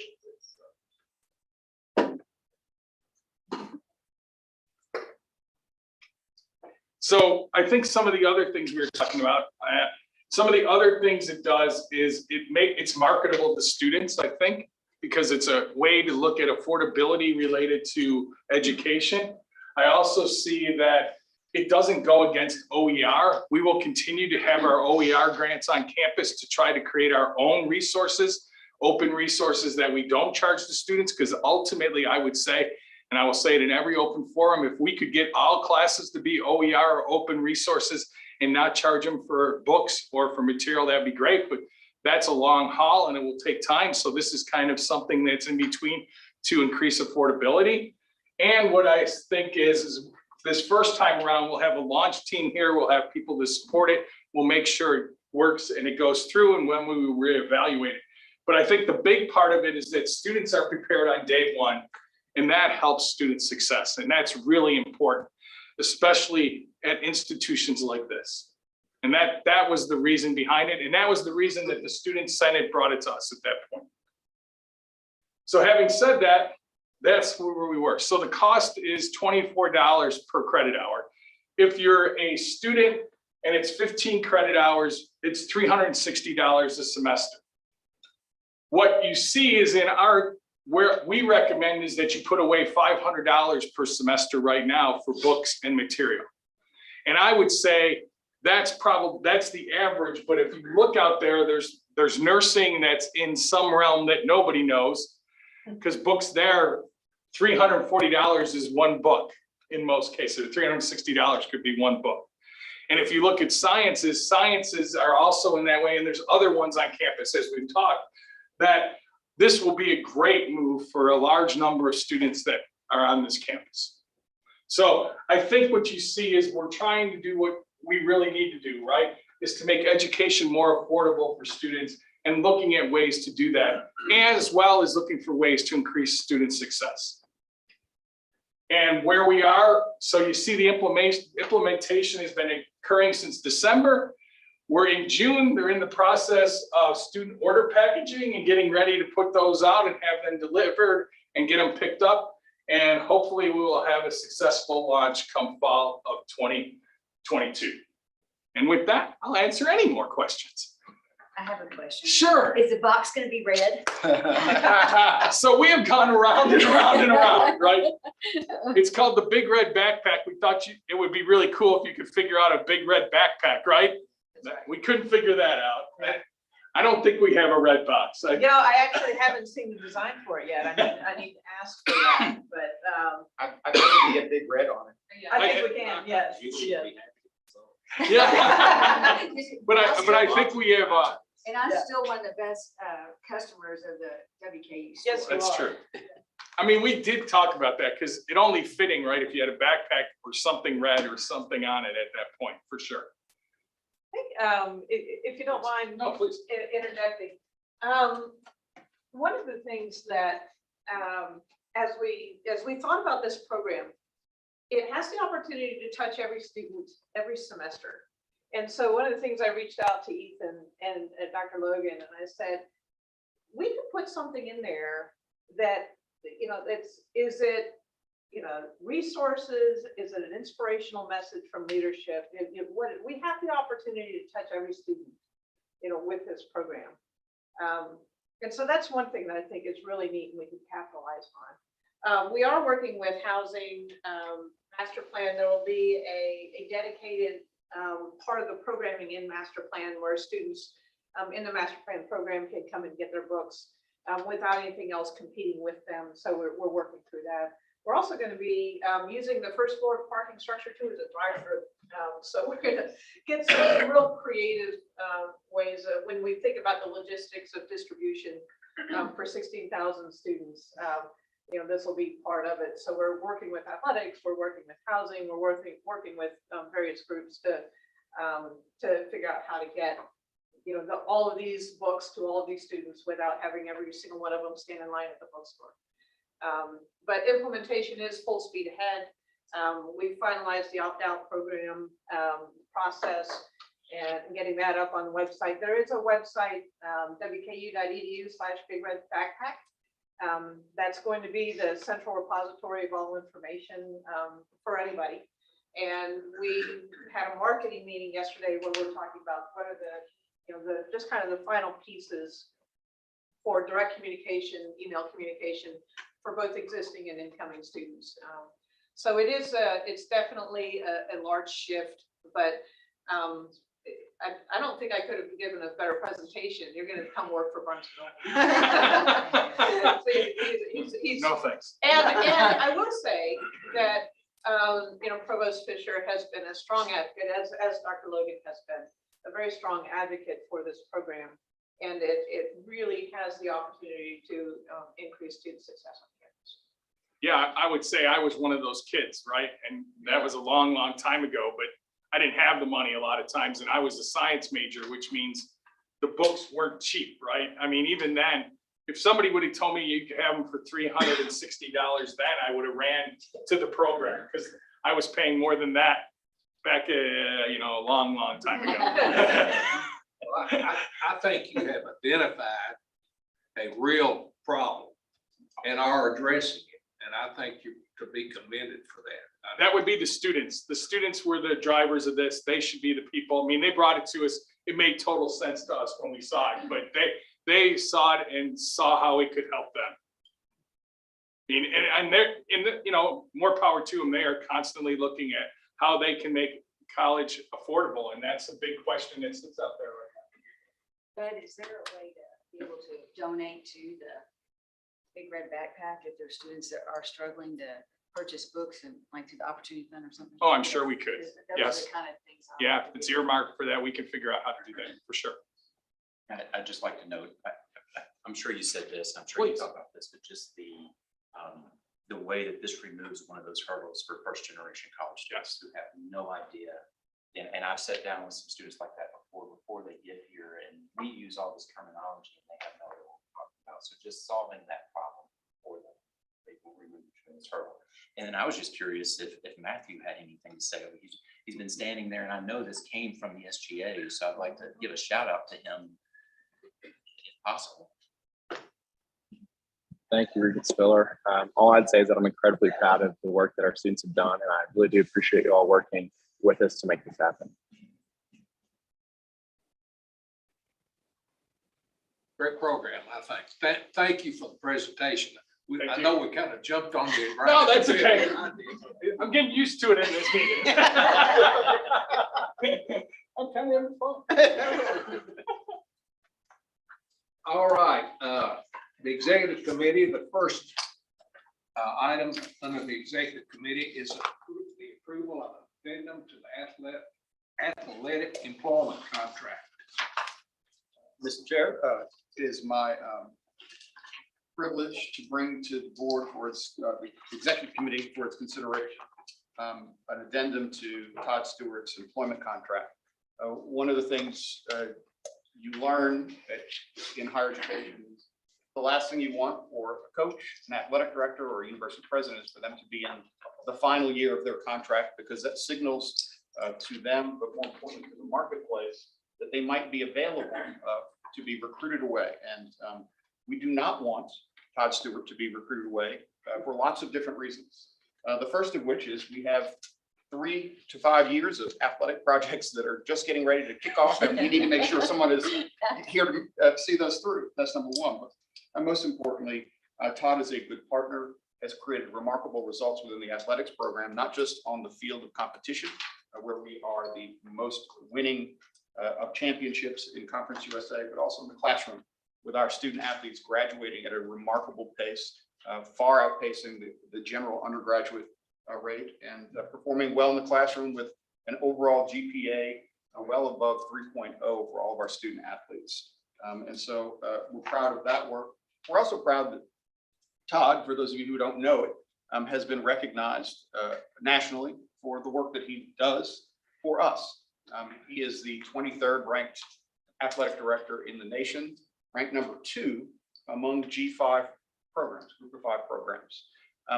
I get nervous every time there is a Power 5 athletic director opening, because at some point, probably, Todd will get recruited away from us, but we don't want that to happen anytime soon. We also can't afford to pay him millions of dollars a year. So we don't have that problem today, though. What we do have is the issue of renewing Todd's contract. So competitor institutions cannot recruit against us using that. And number 2, he has earned and deserves this addendum. The Hilltopper Athletic Foundation has generously agreed to fund the totality of this increase, so it will not have a budgetary effect. With that, I just want to say how thankful I am for the work that Todd continues to do for our institution. As he will say, athletics is the front porch of the university. It attracts a lot of attention for our institution. And I know some folks who are not interested in athletics wish we wouldn't have it. I have to explain to them, just like our financial aid program, if we didn't participate in Division I athletics, the number of students who would choose to go elsewhere is large. And we know that through lots of the work we've done with recruiting and admission. So with that, I stand for any questions, and I'm pleased to bring this to you for a committee to vote. I think we're all extremely proud of the graduation rate, GPAs of our student athletes. I think that is just outstanding, and I know Mr. Stewart has contributed to that result as well as many other results. Do we have any questions or comments anybody would like to make? Hearing none, I would entertain a motion to approve the third addendum to the athletic director employment contract between Western Kentucky University and Mr. Todd Stewart. So moved. Have a motion and a second. All in favor say aye. Aye. All opposed, no. Hearing none, motion carries unanimous. Second item is the approval of an addendum to the athletic employment contract our head coach for our softball program. Now that we said nice things about Todd, he can come present this. He can come say nice things about her. Well, first of all, Dr. Kazani, I appreciate your comments and certainly appreciate the support of the board. May 9th was the 10-year anniversary for me as the athletic director, and I would just tell you it's been the honor of a lifetime. I have a terrific partner here who we believe in this university and where it's headed. While I'm very proud of what's been achieved in the last 10 years, I'm more excited about what lies ahead. And just appreciate the opportunity that you've given me to continue to lead the charge, and we'll keep climbing, I promise you that. With respect to Coach Tudor's contract, when I stood in front of you a little while ago and talked about Tyson Helton's contract, I pointed out that he'd been our head football coach for 3 years, and we've been to a bowl game each of the 3 years, and he was still here. And that's been a little unusual. We've lost coaches when they've had that kind of success. And what I would say about Coach Tudor is she's an alum of Western Kentucky. She's been here 9 years. She's won 5 conference championships, and this past year actually set the school record for highest winning percentage in a season. And yet she's still here. And so I feel like with these coaches, when they're really, really good at what they do, we need to do everything we can to retain them, because continuity gives us a better chance to continue success. So that's what this does. This keeps her here. She wants to, and it keeps that program going in a great direction. Have any questions or comments? If not, the chair will entertain a motion to approve the addendum to the athletic employment agreement between Western Kentucky University and Amy Tudor. So moved. Have a motion to have a second. Second. Motion and second.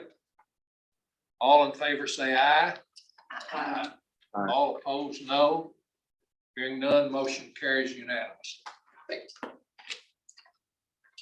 The next item is the approval of the philanthropic naming of Century Park for ROTC physical training facility.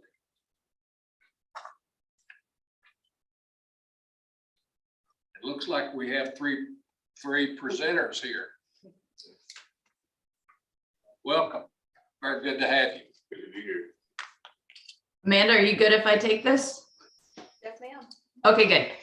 So good afternoon or good morning, wherever we are, everyone. I am about to go a little out of order because we are pushing up against a retirement ceremony at 11 o'clock that Colonel Green is attending. And so while it's not his own, he is currently walking there. If you cannot see that happening, he's been with us this morning.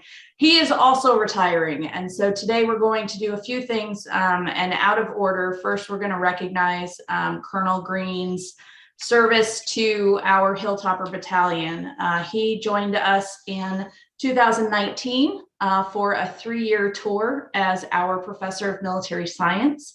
And he is heading off to retirement. He chose WKU as his final tour of duty for the Army after a very distinguished career of service. And so just briefly reading his retirement remarks, Colonel Green's official Downing Scholar, he is a Downing Scholar, and his official bio reads as follows.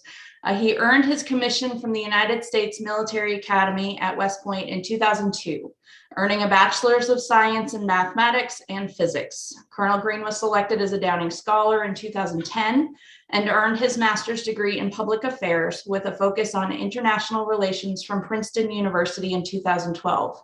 As an infantry officer, Colonel Green served in a variety of conventional and special operations units, from platoon leader to squadron commander, deploying 10 times in support of the global war on terror. His awards and decorations include the Bronze Star Medal for Valor and Ranger Tab. Colonel Green's service as the professor of military science at Western Kentucky University constitutes his last active duty assignment. We are extremely honored that Morgan chose WKU as his final career assignment, and we are grateful for his service to the Hill. Among the unit's accomplishments during his leadership, the WKU ROTC battalion was among the first in the nation to incorporate the Army's new physical fitness standards, establishing Century Park, as noted today, establishing a 4-year peer mentoring program, including elements of progressive peer leadership such that senior cadets run the program, ensuring sustainability in an environment of rotating leadership, And he served to significantly strengthen the unit's relationships with our ROTC alumni and other campus units, including facilities and athletics.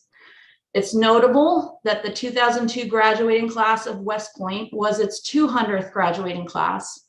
As a graduate of West Point's bicentennial class, Colonel Green's final official act of service was to actually commission our WKU ROTC Hilltopper Battalion 100th class. So there's a little symmetry there that I think is pretty special. His wife, Becca Ray, is a tremendously talented Nashville-based songwriter, and together they have two beautiful daughters, Annie Lou and Maybelle. And so, Morgan, I know you're heading off into a retirement ceremony right this moment, but thank you so much for your service to the Hill, and we're going to continue to brag on you and your students here for the next couple of minutes. But thank you for joining us today.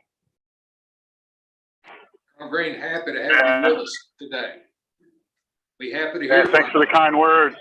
Yeah, yes, sir. Thank you, Dean Murphy. Thanks for the kind words. I've appreciated your partnership for 3 years. And while I have no formal ties prior to this to WKU, thank you for all of, not only Dean Murphy, but all of you in the room, your support. The military-friendly community that is Western Kentucky University has been pivotal to our success, if we've had any success as a battalion. And I very much appreciate all of your support. So thank you.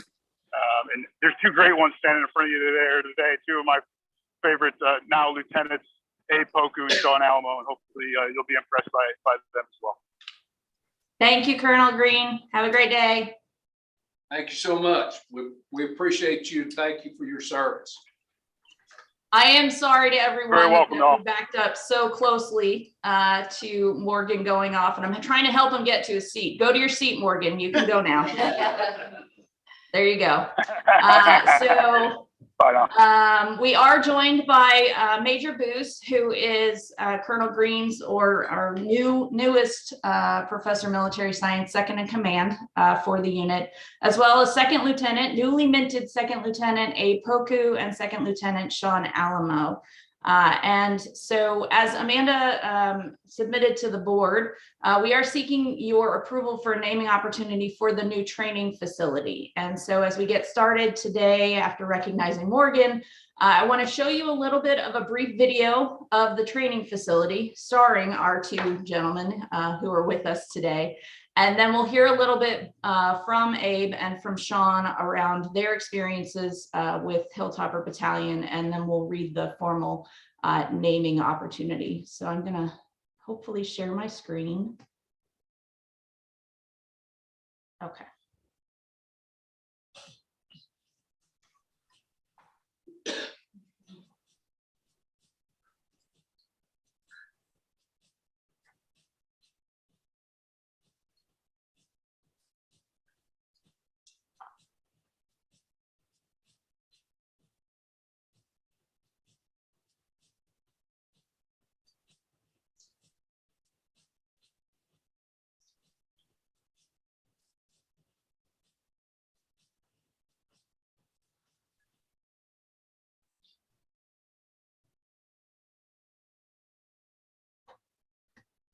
So no, everyone's eager to go outside now and work out on our new physical fitness training facility. But rather than hear about the ROTC experiences from me, Abe, Sean, I know you all have some life on the Hill that you'd like to share with the Board of Regents. So feel free to take it away.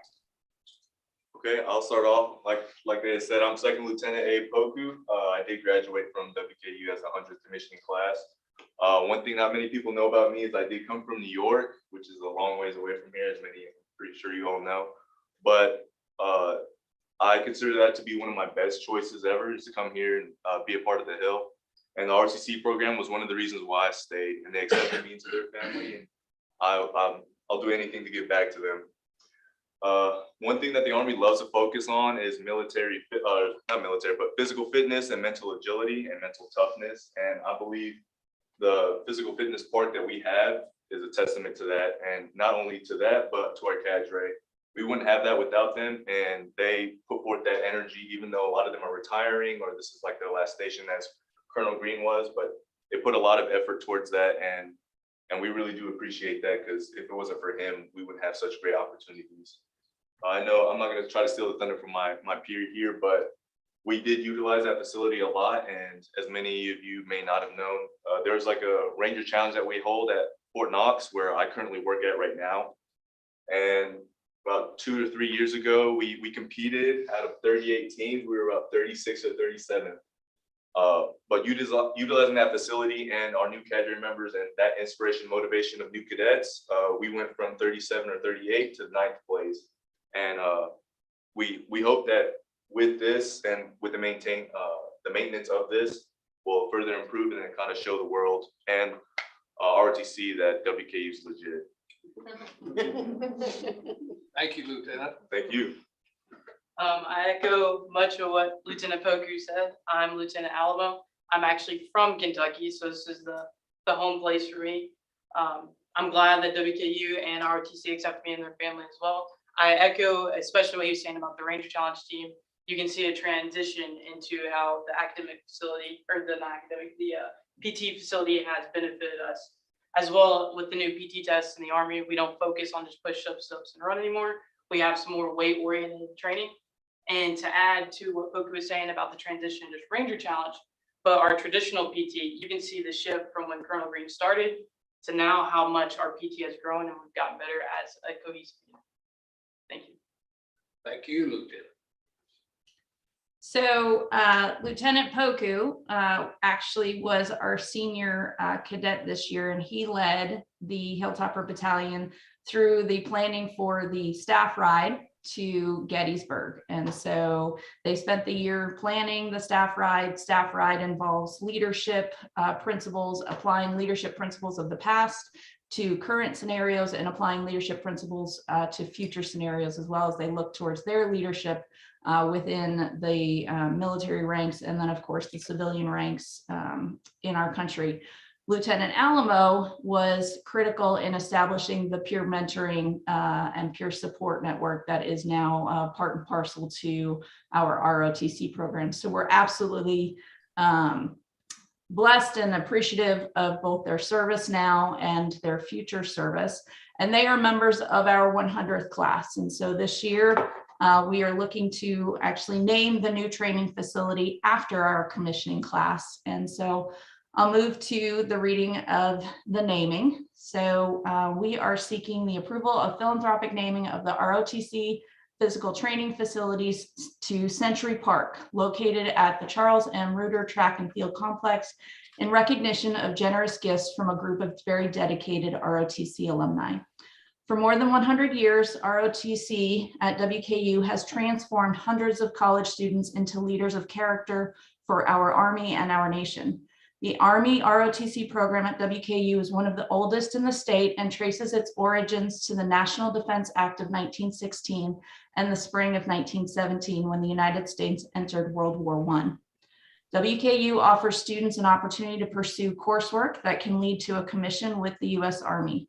The Army ROTC program is available on the WKU main campus and is administered through the Department of Military Science and Leadership in the College of Education and Behavioral Sciences.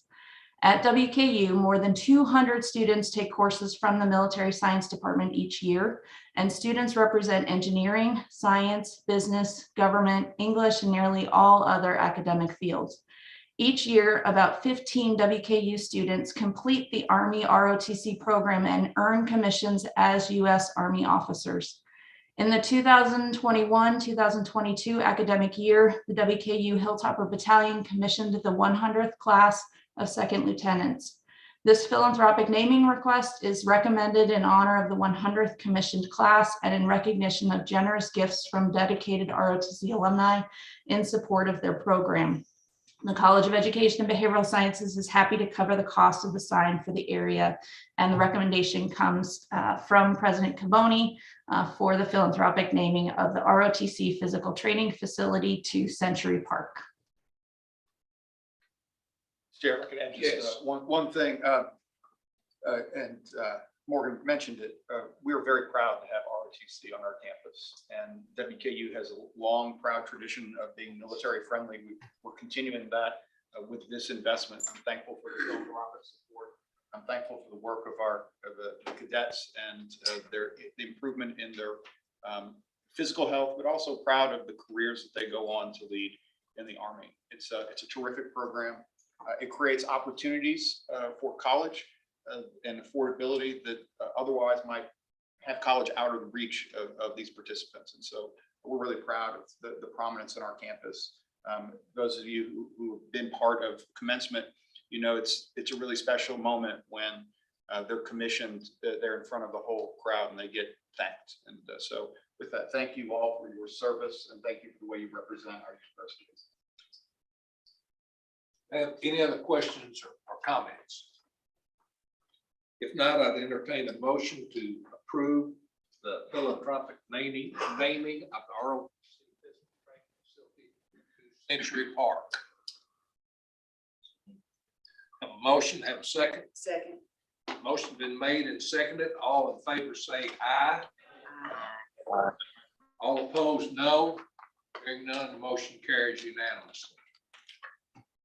The next item. Thank you. Thank you. Thank you for being here. Thanks, sir. Thank you for inviting us. The next item on the agenda is the philanthropic update. Thank you. Good to be with you As all. an information item. Thank you. We're going to keep it short and sweet. I know we've been here for a little while today, so All right. some really encouraging news. Take as long as you like. I'm going to start out by taking a look at our year-over-year comparison for the last 4 fiscal years for total charitable gift receipts. For the past few years, we've been talking a lot about gift receipts, which is an indication of our financial health when we look at the cash flow that is coming into the institution. And so we're having a really good year. This is as of May 31. Of course, we run on a fiscal year, so we have a couple more weeks left. But we're up just about 2.5 million over last year in that cash flow. Major gifts also are trending up. About 13.2 million of that is coming from our gifts of 10,000 or greater. That puts us at a 4-year high for both of those categories. And we are going to finish out June also very strong. You note that major gifts continue to run about a 70% rate of that cash flow. Again, major gift activity is what drives that cash flow activity. And we continue to hover right around that 70% mark when you look at that overall giving.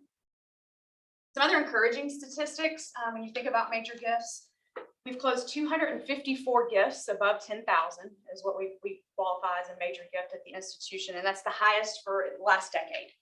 So our team has worked really hard this year and really made good use of the last 2 years where we had some uncertainty and a downturn in the economy, that our team has worked to really contact more people and build relationships that we're starting to see come to fruition. The number of current active major gifts pledged is up 40% over last year. So again, really, really great work by our team. This is cash flow and gift receiving, but for overall fundraising production tracking. So that includes things like HAF, that includes public media, that includes our deferred gift inventory, planned gifts that we're booking. We're right at 30 million overall for this year, which is where we ended last year. And that does not count this month's activity. We have several large gifts that'll be booked this month. And that's running about a 45% ahead of where we were last year overall. So a lot of that was propelled by the Martin's gift, which we announced just last month, and we're really encouraged by that activity. Fiscal year comparison of donors. So when looking at alumni participation, I noted there at the bottom, nationally alumni participation continues to drop. You see that is occurring for us. That is not something that is out of the ordinary. But how do we mitigate the drops in participation is by increasing our pipeline of support. I've spoken to you all quite a lot about our DXO program and our outreach, using that technology first approach to reach more individuals. And we feel that that is what is driving that bottom line of growing our President's Circle. So President's Circle's had a healthy uptick this year of participation, and we're continuing that outreach throughout this month. 4 years ago, we were at 2550 at this point. I'm encouraged by, there was a little bit of a lack in one of our vendor with our direct solicitation. Our team is continuing to work out this month. So I'm fingers crossed optimistic we may eclipse that 19 mark for our President's Circle, but overall, really great progress by our team. and focus on that strategic outreach, and the volume of that outreach is what's affecting that bottom line to grow our President's Circle. Amanda, the level for President's Circle is $1,000, correct? Yes, and your sisterhood gifts also drive that number. And we're doing a lot of great work on that currently. Yes, we are. Just want to provide you all a quick update on a benchmark study that we participated in this year. Each year, EAB, they have an advancement forum, which we participate in. This is the Advancement Investment and Performance Initiative Study. We are a part of an 11-member cohort that they benchmark our results against. Other institutions included in that cohort is University of Memphis, Old Dominion, Bowling Green State, Arkansas State, to name a few. Consistently across the report, we were 1 to 2 points off the cohort median. And that looks at overall gift production. That looks at cash flow. That looks at gift production across the bands of the pyramid. So when you look at annual giving, when you look at major giving and those different thresholds, incredibly consistent across that, we were at the median. But the one note to take away from what I saw in that report was our ROI is significantly higher than our peers. We're about 16% below our benchmarks when you look at investment in our operation, but we are producing the same amount as our peers. So we've become an incredibly efficient operation. ROI for our operation, every dollar that's invested in our division returns $7.31 to the institution. So very proud of the work that our team continues to do to find the most strategic ways to invest and approach our database and approach our prospects with a strategic outreach. I wanted to add too, there was another piece of information in the report that I found very interesting. So VSE, Voluntary Supportive Education, is a national report that's conducted by CASE every year. There's about 850 institutions that participate in that report.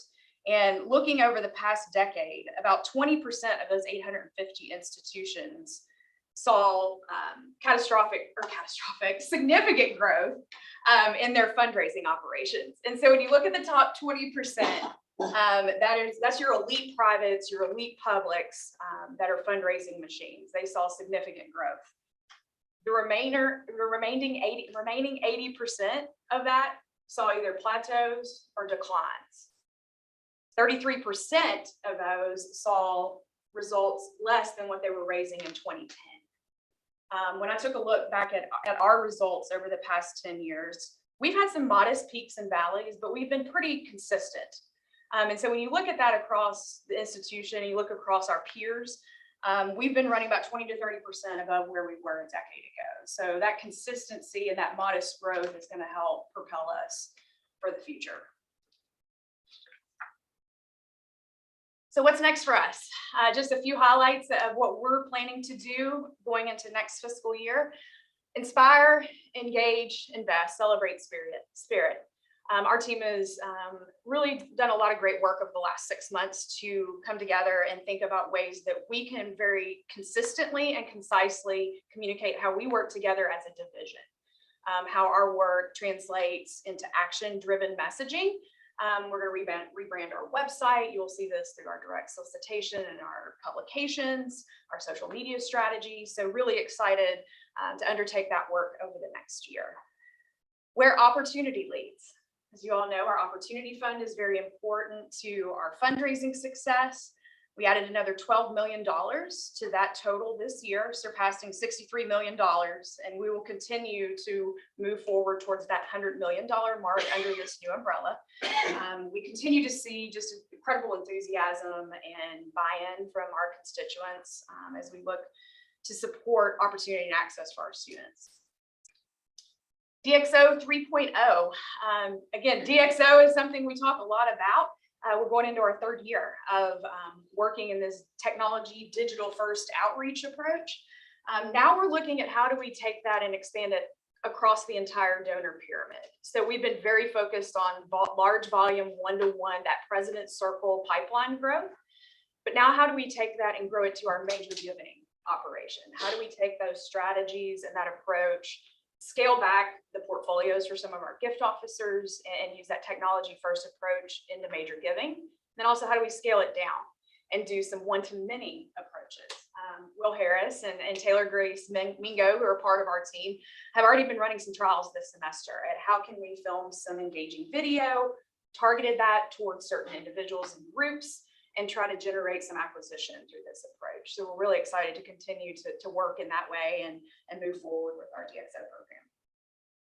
As you all heard earlier, our Gordon Ford College of Business Building campaign will be a really exciting initiative that we're working with Dean Shook on. We're participating on the planning committee and putting some really great plans together on how we can, since the building is funded by the state, how do we now fund the people and the programs inside of that building?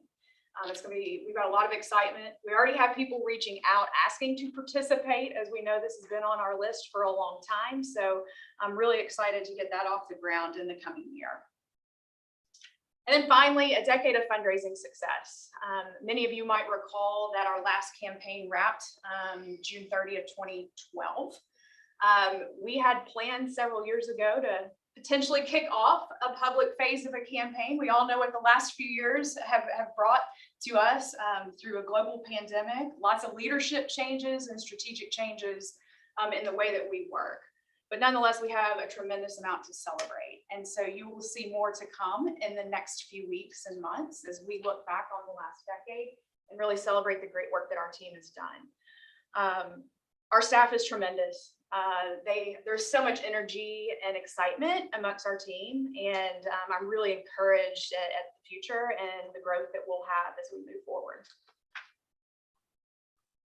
Amanda, thank you so much for that great report. Does anybody have any questions or comments on that? I'll just thank Amanda and the entire team. There's a pattern some of you may have noticed when folks join leadership here at the university. They go through a process of coming to understand where we are. A lot of times there's a bit of a pullback in investment to get very efficient. And once they've done that, and kudos to Amanda, who for fundraising, a very scary time, managed to go through COVID without an awful hit to our success, but a complete transformation in the way in which we do business. She has managed to rebuild, recreate, and reimagine fundraising for the university. And we are among a few handful of institutions in the nation that are doing this digital engagement work. This is bleeding edge fundraising and was necessary for us because of the aging or graying of our major gift prospect pool. So we're creating the next generation of major gift donors for the institution through this work. We're also building capacity within ourselves, because to be a major gift officer engaging through digital processes, you have to almost have come up through our system. So we're creating a ladder for folks. We're at the place where we're going to begin reinvesting in advancement now that we've made a lot of the tough moves. There are 2 openings, as I understand it now, and there will be 2 additional openings in next fiscal year in advancement, all of which are focused on generating and continue to move that success number. So I'm really proud of Amanda. She was surprised by some of the things that she inherited and has worked just tremendously to get us to where we are today and set the stage for the future. This would be Amanda's 4th year coming up, and so a good year for us to have a conversation around retaining her as well. So. Any other comments? Amanda, thank you so much for the presentation and your service. Thank you. The next information item is on diversity, equity, and inclusion, and it is an update. Good morning. Good morning. Oh, yes, good morning. When the president asked us to come speak, I thought he wanted me to share my good idea about putting a pool up on the hill behind his house. But then I found out it was something even better than that. So he wants us to tell you a little bit about the diversity, equity, and inclusion plan that we submitted to the state. So just a little background, in 2017, we did a strategic plan and submitted it to the state because we were required to do so. So all the public universities, that includes the 8 4-year, and then the KCTCS system as well has to go through this. Basically, the way this works is that it's broken into 2 sections. So we put the report in. One section is our quantitative data, so our actual numbers on retention, enrollment, and those sort of things. And I'll tell you about that in a second. And then the other section is our qualitative. So it's a narrative about our initiatives that we're doing on campus to try to improve those numbers. There are 18 points in each section. So there's 18 for the quantitative and 18 for the qualitative. So I will go over first the quantitative portion of that. So they grade us, I guess, on our enrollment for URM students, 1st and 2nd year retention, 6-year graduation rates. These are URM and low income students. And then degrees informed, and then our workforce diversity. They basically look at tenure track faculty and professional staff in this area. So these are the targets that were set. So the baseline, as you can tell, was set in 15-16. So that's what the actual numbers were. Then to get to 2021, we went in increments. So if you look at this, it's sort of a year backwards because we look at the numbers and what we did to do for that. So the report that we sent in was actually for 2021. But they kind of went up in increments to see how we did each year. And that's how we come up with these scores. So you can see in yellow, that was our target for the year. Okay, then the state uses a rubric for us to look at. So that rubric includes our opportunities. So that's recruitment, enrollment, retention, those sort of things when it comes to students. Our success. So how are we doing with the initiatives that we have? And how are we improving things? How does that affect our numbers in terms of enrollment and retention and such? And then our impact, which is our campus climate, our inclusivity, our cultural competence, and that sort of thing. So for quantitative, we ended up with a score of 12, which 12 out of 18 may seem a little low, but actually in terms of everyone else in the state, we did extremely well. We have just one area over here that did not meet the expectations. These are things we're working on. But if you notice in the first one, we got a lot of 2s, and that means that we not only met, but we exceeded our target. In the second, where there's a 1, we didn't really hit that target, but we made significant progress in that area. So the score 12 is not bad for that, actually. And these are some of the things that we work on with all of our initiatives. So that kind of brings me to the next part of this, which is the qualitative. This is the one that's time consuming, that takes a lot of time to go through. So all the initiatives we have going on across campus, like ISIC, with Dr. Martha Sales over here, she gives me data. We look at admissions, we look at all the retention plans, we have everything that we're doing in DEI and that sort of thing, and tell them the story of what we're doing to try to increase those numbers. And not only do we do that, but did we implement those in good faith? Did we try really hard? Then there's a data analysis part of that. You know, was it effective? So we use the data to say, will this work? Sometimes it doesn't, which means we move on and get other strategies and try to find another way around that. And then the last part of it is, what lessons did we learn from what we did and what we're going to do next to help with that? These 2 strategies in particular are ones that I keep on writing about, because these are things that we evolve every year in some sort of a different way. So we've got Ethan's group over here working on enrollment, and I get most of the data from them on this. But how are we going out and recruiting people, and how are we looking at URM?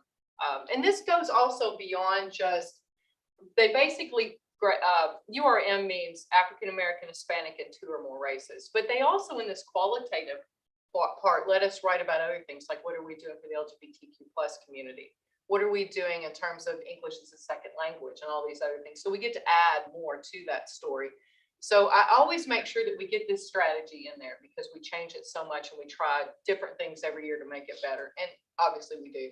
And then the learning communities are also evolving. So when we started that, I added that one in, and then we kept on looking at that each year. It's like, what did we, because there's new ones that are added, new ways of looking at it, new ways to put classes together and that sort of thing. This year, we petitioned the state to add some other strategies, and these are really targeted. So we looked at hiring best practices. We looked at, we want to do a campus climate survey and see where we are. We also started an inclusive teaching academy that just graduated its first cohort. This is an approved through the state of Kentucky Cultural Competence Certificate. We are the first in the state to do this. They were actually micro-credentialed at the end of it. We're also the first people in the state to do a micro-credentialing for that, or period, I think. But anyway, and then diversity workshops for new hires and onboarding process and stuff. We actually worked a couple of years on that one. So the good news is for that, in terms of fidelity, we got a perfect score on our narrative report for that.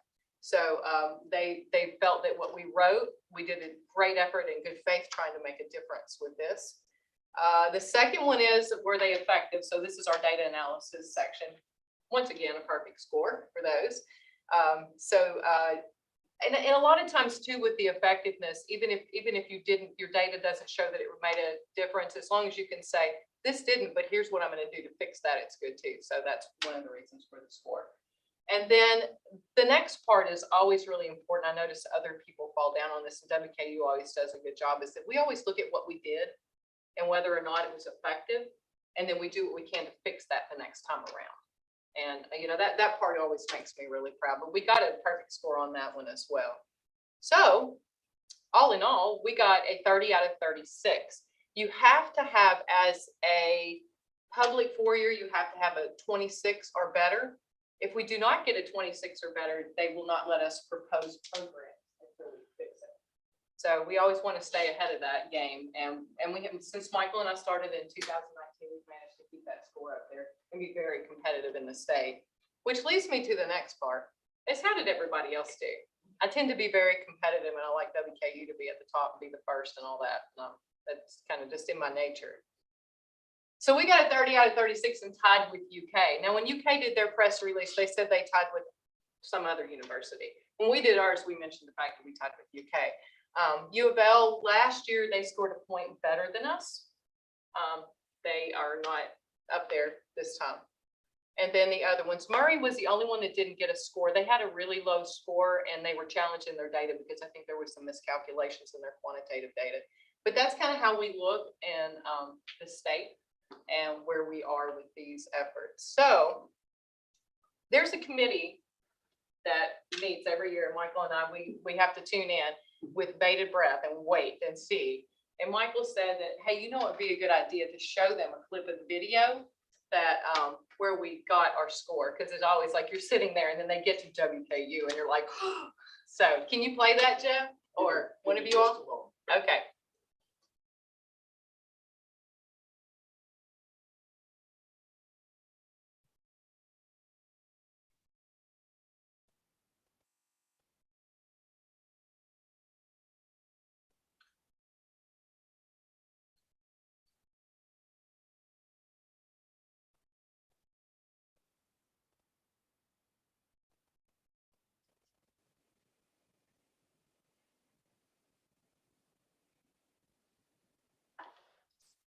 That's not working. The one sound's not working. It didn't work on the previous video either. Y'all can read it though.